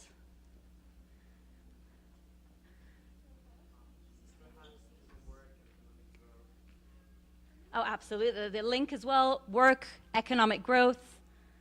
We're hearing about all these add-in sales now. It's changing the way that money is moving. Our economy kind of makes a little bit nervous about it. Climate action. The extreme weather. We had an earthquake warning as soon as we sat down today. That was a little bit nerve-wracking. So this risk of more extreme climate events. What about peace? What does peace look like right now globally? Peace and justice? It's not looking good. So we've got some that are getting there. Let's try to keep it positive, try to keep it hopeful. But we've definitely got our areas to work on. And these are areas that are going to very, very much impact the lives of your students in the future. And us as teachers, are we preparing them for this?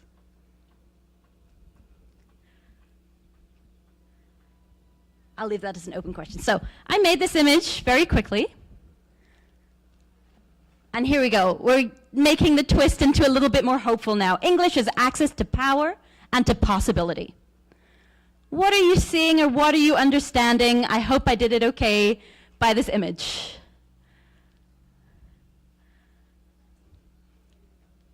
English is access to power and possibility.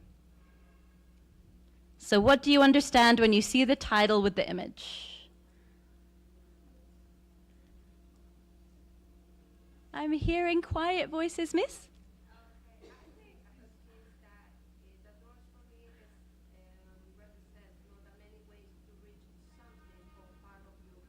Mm-hmm. Good. Are any of these goals passing an exam?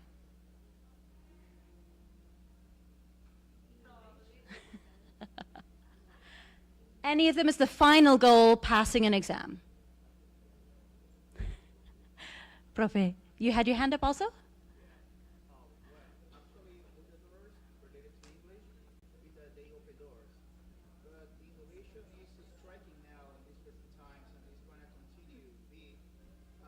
Absolutely. And it is rapidly, rapidly advancing. So our idea here, English opens doors. Not just in terms of, okay, I've got a test and I have a certificate and now I can study here. But in terms of, I'm learning it as a global language to be able to participate and integrate myself into topics que van mucho más allá, where I can impact the world, not just get by in it, where I can have a voice and make changes, positive, impactful changes for the future, where my English learning is meaningful. I can participate in research. I have more opportunities for all kinds of jobs, not just, and I mean, I came to Peru and there are engineers everywhere. Oh my goodness, Peru is the country of engineers. But there are so many more possibilities out there. Innovation, absolutely on just a snowballing in innovation. Being part of a global community and participating fully, gozando of my participation there. And advocacy. I can have a voice that is empowered to create change where I see it's important to make change. And I can be a part of that. English is not just a language. English is a key. This is the key that will open those doors for your students in the future. But to be able to do that, we as teachers need to ask ourselves, what doors are we opening in our classrooms and in the way that we do our class tasks? Are we simply setting them up for one exam and then I don't know where they're going to take it afterwards? Or am I teaching them the kinds of languages, interactions, skills, and competencies to be able to make sure that all of those doors are as open as possible for them for whatever possible future they can find? And I mean, I started as a biologist. I'm in a completely different rubro now. How many of you studied something different to being an English teacher? How many of you started as something different? And we've got quite a few. We know that your career, your life path can change completely from what you expected at any time on the way. So being able to make sure that I have transferable skills becomes essential, especially with the way that jobs are changing and the new integrations. So we need to ask, what doors are we opening for students? And which ones are we kind of just ignoring and seeing if maybe they'll find it in the future or not? But we could give them a chance to open ourselves to. All right, let me see how I'm doing for time. Okay. So, in terms of what keys you give to your students, what your learning objectives, styles, techniques, finis are, we have these two options. I can limit my students in terms of only having ability to maybe pass an exam, get their certification, our drills, our repetitive practices, our memorization, and they'll have it for one objective, one goal. Or I could really open up the content, open up the challenges, open up the creativity, open up these pushes in terms of what I'm exposing them to, and allow them to climb up the stairs of what interests them and what will be useful to them in the future. Being able to participate in knowledge, international cooperation, research, entrepreneurship, advocacy, these global interactions that we have, ensuring my students can participate in them. And this starts as soon as possible. New tech has come out recently that's allowing toddlers to interact with AI. Toddlers. Imagine how much more advanced these children are going to be in the future in an AI-run future. Are we giving our students all of the options to be able to explore all of their skills now that they could need? Let's see. Are we teaching English as a box to tick? Okay, we did the grammar today. They've done the past perfect, check, done. Or are we remembering English is a door that they walk through and their whole lives are open to them afterwards? They can say now, hey, I want to be ingeniero ambiental, I don't know, close to my heart. And they could end up being an English teacher in the future. They could end up making new innovations in industry. They could end up making some kind of dispositivo that changes seawater into drinkable water. We don't know what impacts our students could have. And remembering that their potential is limitless means that we need to give them the opportunities to explore all of that as much as we can. But opening doors means preparing students for what they will face beyond them. They have the whole of their lives behind those doors. It's not just getting them there. It's about these skills that help them to thrive when they get there. And this is where I want to mention a little bit of social emotional learning. We're familiar with social emotional learning. It's one of the new buzzwords in education lately. How are we doing? We're feeling comfortable with social emotional learning. You feel like you're applying it a little bit in the classroom sometimes. No, not so much. All right, let's see if I can convince you now. So, think about the world around us. We talked about the absence of peace lately. And I want us to consider this sentence. Emotional intelligence is a global leadership skill. Do you agree? Do you disagree? Agree? Agree. What are we seeing when there are lacks of emotional intelligence in leadership? What effects are we seeing? What consequences happen? We live in a peaceful world? No. There's conflict. There's struggle. There's difficulty. There's not being able to afford the canasta básica. There's not having access to health services. There's not having security for my life, my education, my future. Emotional intelligence is a global leadership skill to make sure that we're trying as best as we can to not run into these issues. Ethics isn't optional. It's the glue of society. Do you agree? Do you disagree? Good. I've got some stronger head shakes now. Why? Why is this an important sentence? Why is it significant? Why is ethics the glue that holds society together? Don't go quiet now, teachers. What's this? I had a lot of emphatic nodding, and now we go shy. Come on. Why are ethics important? What does ethics have to do with how we live in a society and interact with each other? Good. Good. We want to be better people. We demonstrate empathy. It's about how we interact and how we treat each other. The consideration that we give. Good. Considering what is correct or incorrect for myself, for others, for how I behave with them, being a better human. For myself, for others, for my society, for my world. Do the right thing. Are we in a world where this is a central kind of aspect of our societies? Do we live in a world where we can say, yes, ethics is the glue of our societies? I wish we did, but we don't.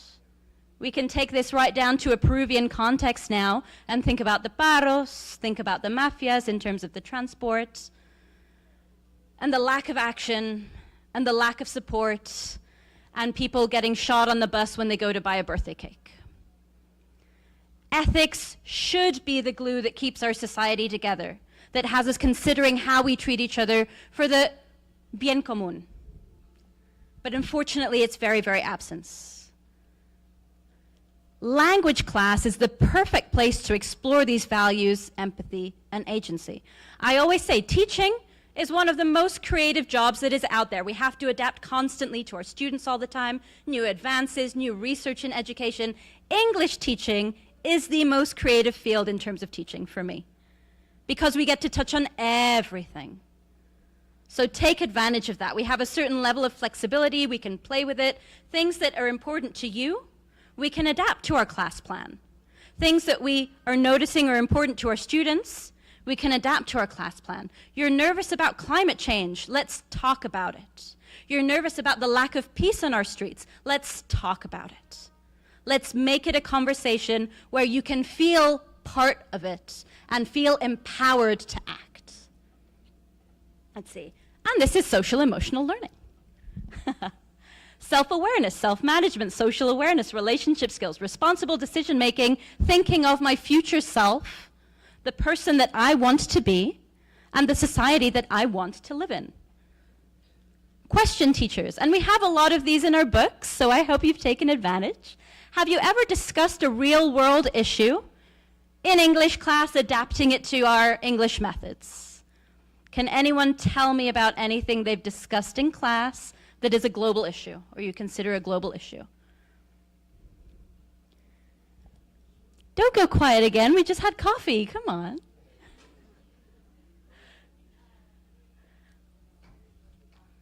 Remembering, we've forgotten what we do in classes so quickly. We need your graphic organizers. So a few people mentioned earlier they've talked about education, climate change a little bit, social awareness, how we relate to each other, climate change a little bit too as well. Good. Again, I appreciate it. Okay, responsibility in terms of them as students. This is an important topic that every teacher everywhere should talk about. Accountability as students, responsibility for your own learning, thinking about what you want to apply it to, and creating this own motivation. Yeah.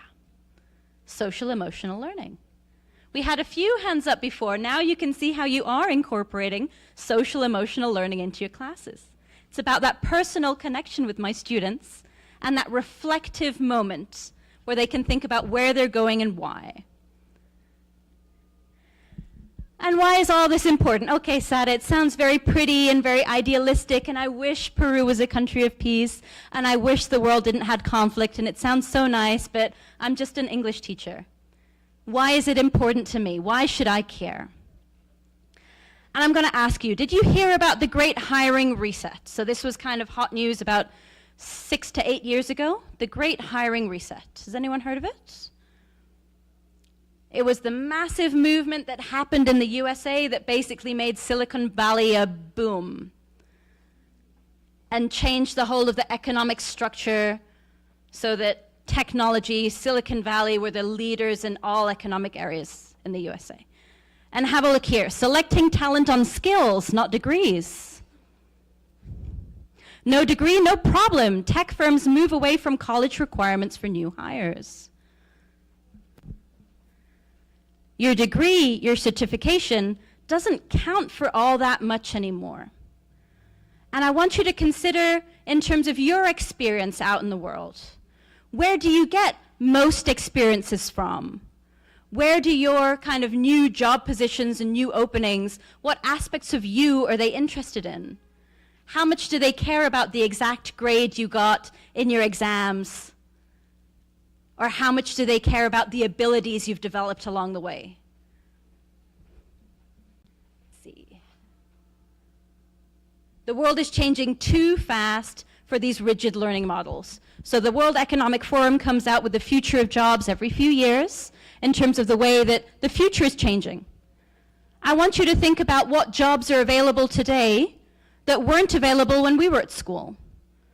So being an influencer, having a YouTube channel, being a content creator, creating apps. Smartphones weren't even around when I was at school. Programming. And this is a huge job market now. I didn't see that coming, otherwise I would have studied computing. They seem to do pretty well. What changes are your students going to see when they go into the world? We can't be training them and preparing them for what's now. We need to think about the skills and abilities we're passing to them too, so that they're able to face what's coming effectively. Let's see. The futures of education is personalized and it is skill-based. And one of the massive drivers of this was Google. So Google made a huge kind of polemic statement a few years ago, or changes to their hiring process a few years ago, where they don't look at your degrees anymore. Their top 5 kind of hiring requirements for applicants were all social, emotional aspects, and one of them was called googliness. Are they able to effectively communicate? Do they collaborate well in a team? Do they have googliness? What on earth is googliness? So LinkedIn has tried to define googliness. Have a look through here. Can we read this list here? Who can read this list for me? What are these? This is academic learning. Good. Personal attributes, your personality, your behavior, your values, tu formación, ethics. Ethics is the glue that holds our society together. This is all social emotional learning. Every single one. Are you googly? Do you have advanced social emotional learning and emotional intelligence? And they even made a movie about it. I don't know if you've seen this movie. trying to get hired by Google. It was such a huge kind of shake-up, disruptive thing that they came out with at this time. Degrees don't mean so much anymore. Are you googly? They even made a movie about it. It's not the future that is changing. The present is changing right now. Go out and apply for a job. Everybody's got a degree. What differentiates you? What makes you different? What can you tell me that your institution gives you as an added plus, an added bonus to make you stand out from the crowd? If we're all just doing the same thing, no one will stand out. So this is why we need to incorporate SEL into our teaching. We must teach our students to be self-aware, ethical, empathic, googly. Simplemente para destacarse. Jobs are changing, skills are shifting. The ability to communicate, adapt, think critically and creatively is now much, much, much more valuable than grammar perfection. Do you agree? Am I convincing you? I'll get there. Let me see. I don't want to make you all late for lunch. I've got a couple of minutes. So I'm going back to the artisan. So this was a massive ad campaign, boosted their revenue 200-fold, but also created a massive discussion, global discussion, in terms of what is the future for us then, if people are going to be convinced to not hire humans anymore? Where do we come into play in society? What are we for? And this is the future that your students are going to face. This is happening now. When they graduate, who's to say if their job can't be done better by some kind of artisan or AI or machine learning? Are we preparing them to be able to roll with that? Let's see. We need to create a kind of symbiosis. We need to create this, all right, I don't feel threatened. I can work with you. I can adapt to it. I know how to use it to my advantage. But being able to do this means embracing what makes us human. If we're looking at repetitive tasks, final, like summative assessment, final results, these are all things that machine learning can give. Where do I bring out my human side? How can I destacar from all of these artisan AI chatbots that are out there? I need to look at what makes me human. I need to look at my social emotional learning. I need to develop my googliness. What skills do you think your students need to be ready for the jobs that don't exist yet? What skills do you think your students will need? Soft skills. I love that this was the first one. Yes. Soft skills don't get all that much attention, but they can make or break your future job applications. Anything else? What other skills do students need? In terms of soft skills, what soft skills? IT, technology. This means being super, super adaptive, because what is around one day isn't around the next week. Super flexible, adaptive, creative. What else? To persevere, to have this strength, this grit, to not get knocked down, but to be able to try again. And I want you to think about the mindset we have with this. I'm going to talk about this later in my other talk. What is the mindset we have with this in terms of pass, fail? Resilience. Teach them to be resilient. Can I be resilient if everything is black and white, if it's pass and fail? If I'm not finding the opportunity to kind of improve and go back and make it better? Black and white doesn't give me so many opportunities to try again. Let's see. I'm going to skip this bit because I don't want to make you late, but very, very quickly, I get very sad when my students kind of say, yeah, miss, I want to learn English because I want to travel to Europa o Estados Unidos o China, porque ahí tienen los estudios que quiero hacer, los trabajos que quiero tener. I get very, very sad when they say this, because it's a loss of talent for Peru. And when I tell you that Peru has amazing innovations, did you know we have the Instituto de la Papa that is looking at creating which version of the potato, and there are hundreds of versions of potato in Peru, which versions can be edible in space. We have a collaboration with NASA on that. Ojo, It's not Peruvians who are in charge of it, it's gringos. It's NASA, because there is a shortage of students here who would be able to take charge of these kinds of projects. Renewable ocean energy, looking at the waves around Lima to create sustainable energy. This is happening now. Again, this is in charge, the people who are in charge are universities from the USA, not Peruvians, because students here don't have the capacities, the learning, the skills they consider to be able to take these projects forward. Agriculture, these agroforestry systems, they're ancient knowledge to our local communities here, our native communities here, but apparently it's the new shiny thing within like ecology and agriculture systems, this agroforestry, and having the balance between production for human consumption and zero deforestation. Now, there's a little bit of a mix here because we have the ancestral knowledge, but again, son los gringos que lo hace famoso. And I want to point out our own Rosa Vasquez, who is a National Geographic explorer. She was named one of the top 100 most influential women in the world by the BBC because of her project on pollination for the Amazon. So she saves the bees, and she makes sure that pollination can still occur. We know that we're in a crisis right now in terms of the loss of pollinators. So being able to have those food systems, producir tu cacao, tu café, all these exportations that we have as well, she's impacting that work. English isn't just to leave Peru, it's to lead Peru forward. So this is my personal request as well, just to kind of remind your students, go learn, but remember, we have a richness here that needs their input.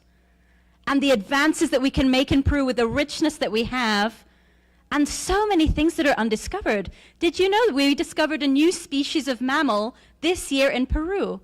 And as a biologist, this is amazing. Big animals have all been classified already. We have a new species of small deer in Peru this year. And that there are still large mammals being discovered is incredible in Peru. So, I want you to consider going forward, beyond university, beyond their job, what do we want for students? Their development, their lives. Path A, the option that we were kind of sold when we were in school, this ABC, pass your exams, get good grades, go to a good university, get a good job, you're set. Is this true? I went to a good school, went to a good university. When I got to my job, I felt way over my head the first time. I was put into project management very, very quickly because, oh, you went to a good university, be the project manager. But it was my first time in the field. I didn't know what I was doing.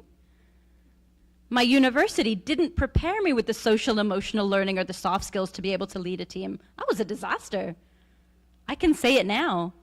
In terms of the coordination, in terms of catering to everybody's needs, in terms of training them appropriately, I didn't know what gaps to fill in. It took me a long time to learn it, and I really wish we'd had more collaborative projects at my university. My university is one of the top 10 in the UK, but I'm gonna say, when you hear these top schools in the Ivy League and like the best schools, it's because they're the oldest. It doesn't mean they're the best. And out of my experience, I really, really wish I'd had a different experience at my university. I wish that they had had more modern thinking. I wish that they had prepared me much better for the world. So I want to present Path B. Path B is explore. Discover your purpose. ¿Qué es lo que te llama? And how do you want to impact the world? So this is the new idea that I hope I can inspire you to transmit with your students. I'm going to skip through the next few things because I know everyone's getting hungry. Let's see. Our new alternative today then. Teaching English is a journey to self-discovery, contribution, and purpose, where students can develop their unlimited potential. We have no idea what our students can be in the future. And has anyone found kind of, in la vida real, afterwards, have you ever found some of your previous students kind of in the day-to-day and you've been able to catch up with them and see what they do? This happened to me a couple of times. I was very, very honored one time I'm getting my time. I was very honored one time when one of my very, very shy, quiet students, I started teaching in Madre de Dios because I had my biology projects there and I needed to earn more money, so I just started teaching, fell in love, really enjoyed it, and I'm here today. And I found one of my students 6 years later in Lima, and she had got a scholarship to study literature. And she started writing at the anniversary competition that we did in the IBNA there, where they had to write a creative story. And she was that quiet kind of one that doesn't want to participate in the class, seems really shy, just doesn't speak up at all. But she hands in these absolutely incredible writings. And I was blown away by them. So I sat with her, we developed it together. She entered into a national competition. She came 4th or 5th place, but that was still a massive boost for someone from Madre de Dios. And then to find her years later and she got a scholarship to study literature, that was a beautiful, beautiful moment. We do not know the potential of our students when we have them. That quiet, grumpy girl in the corner could be our future poet laureate for Peru in the future. So remember this unlimited potential that they could have.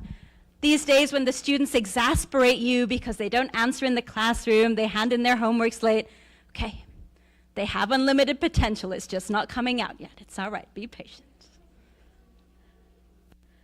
All right, thank you teachers. I'm gonna rush through the last few bits. So, how do I incorporate this into my classroom? A little bit more PBL, more opportunities to research global issues. We had our teacher over here who mentioned, sometimes I don't know the answers. All right, get them to research it. Hey, look it up on Google, open up Wikipedia even. If they're a bit more scientific, open up Perplexity. Research it, find out about it, follow your interests. Get your students to lead investigations. Ask them about local problems. Ask them what their solutions could be. Wake up their creativity. If you're ever unsure about, okay, how can I put this into the classroom? At National Geographic, we love this stuff. National Geographic has an educational website where you can find a bunch of activities for the different grade levels, for different cognitive abilities, where they're thinking about real-world issues, real-world explorations and advances, and applying it to their learning level. Nat Geo Education, very, very easy to find.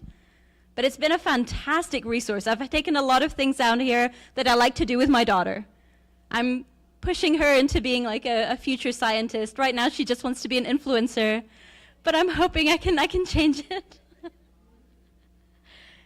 And I want you to think, teacher, if you had no exam to prepare for, what real-world project would you have your students do? What do you think is important or exciting or essential to bring into the classroom for them? What have you noticed that makes them feel that it's as important or interesting or exciting? What would you love to be able to bring into the classroom if you had the opportunity to? And maybe just find a way to give it a go. A little bit at a time. Here we go. Let's see.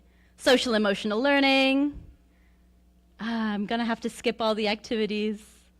Let's see, we'll do some later, don't worry. So I'm gonna finish with our National Geographic. It's a window. Technically, it's a window to the world. It's big enough to be a door, so I'm gonna associate it with our doors today. Remember, our idea as English teachers is to open our doors for these students. Give them the key that is English to open those doors. Take the opportunities that you can to open it as widely as possible for them. Thank you so much, teachers, today. I'm sorry that I had to rush some parts. I'm sure you want your lunch now, though. Thank you so much.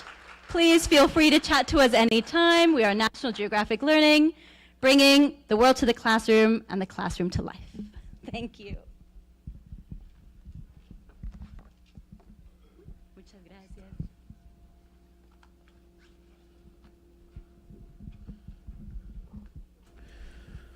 ¿Qué tal? Con esto damos por concluido esta primera ronda de ponencias. Nos volvemos a encontrar a partir de las 2 de la tarde. ¿Sí? Muchísimas gracias. Los esperamos.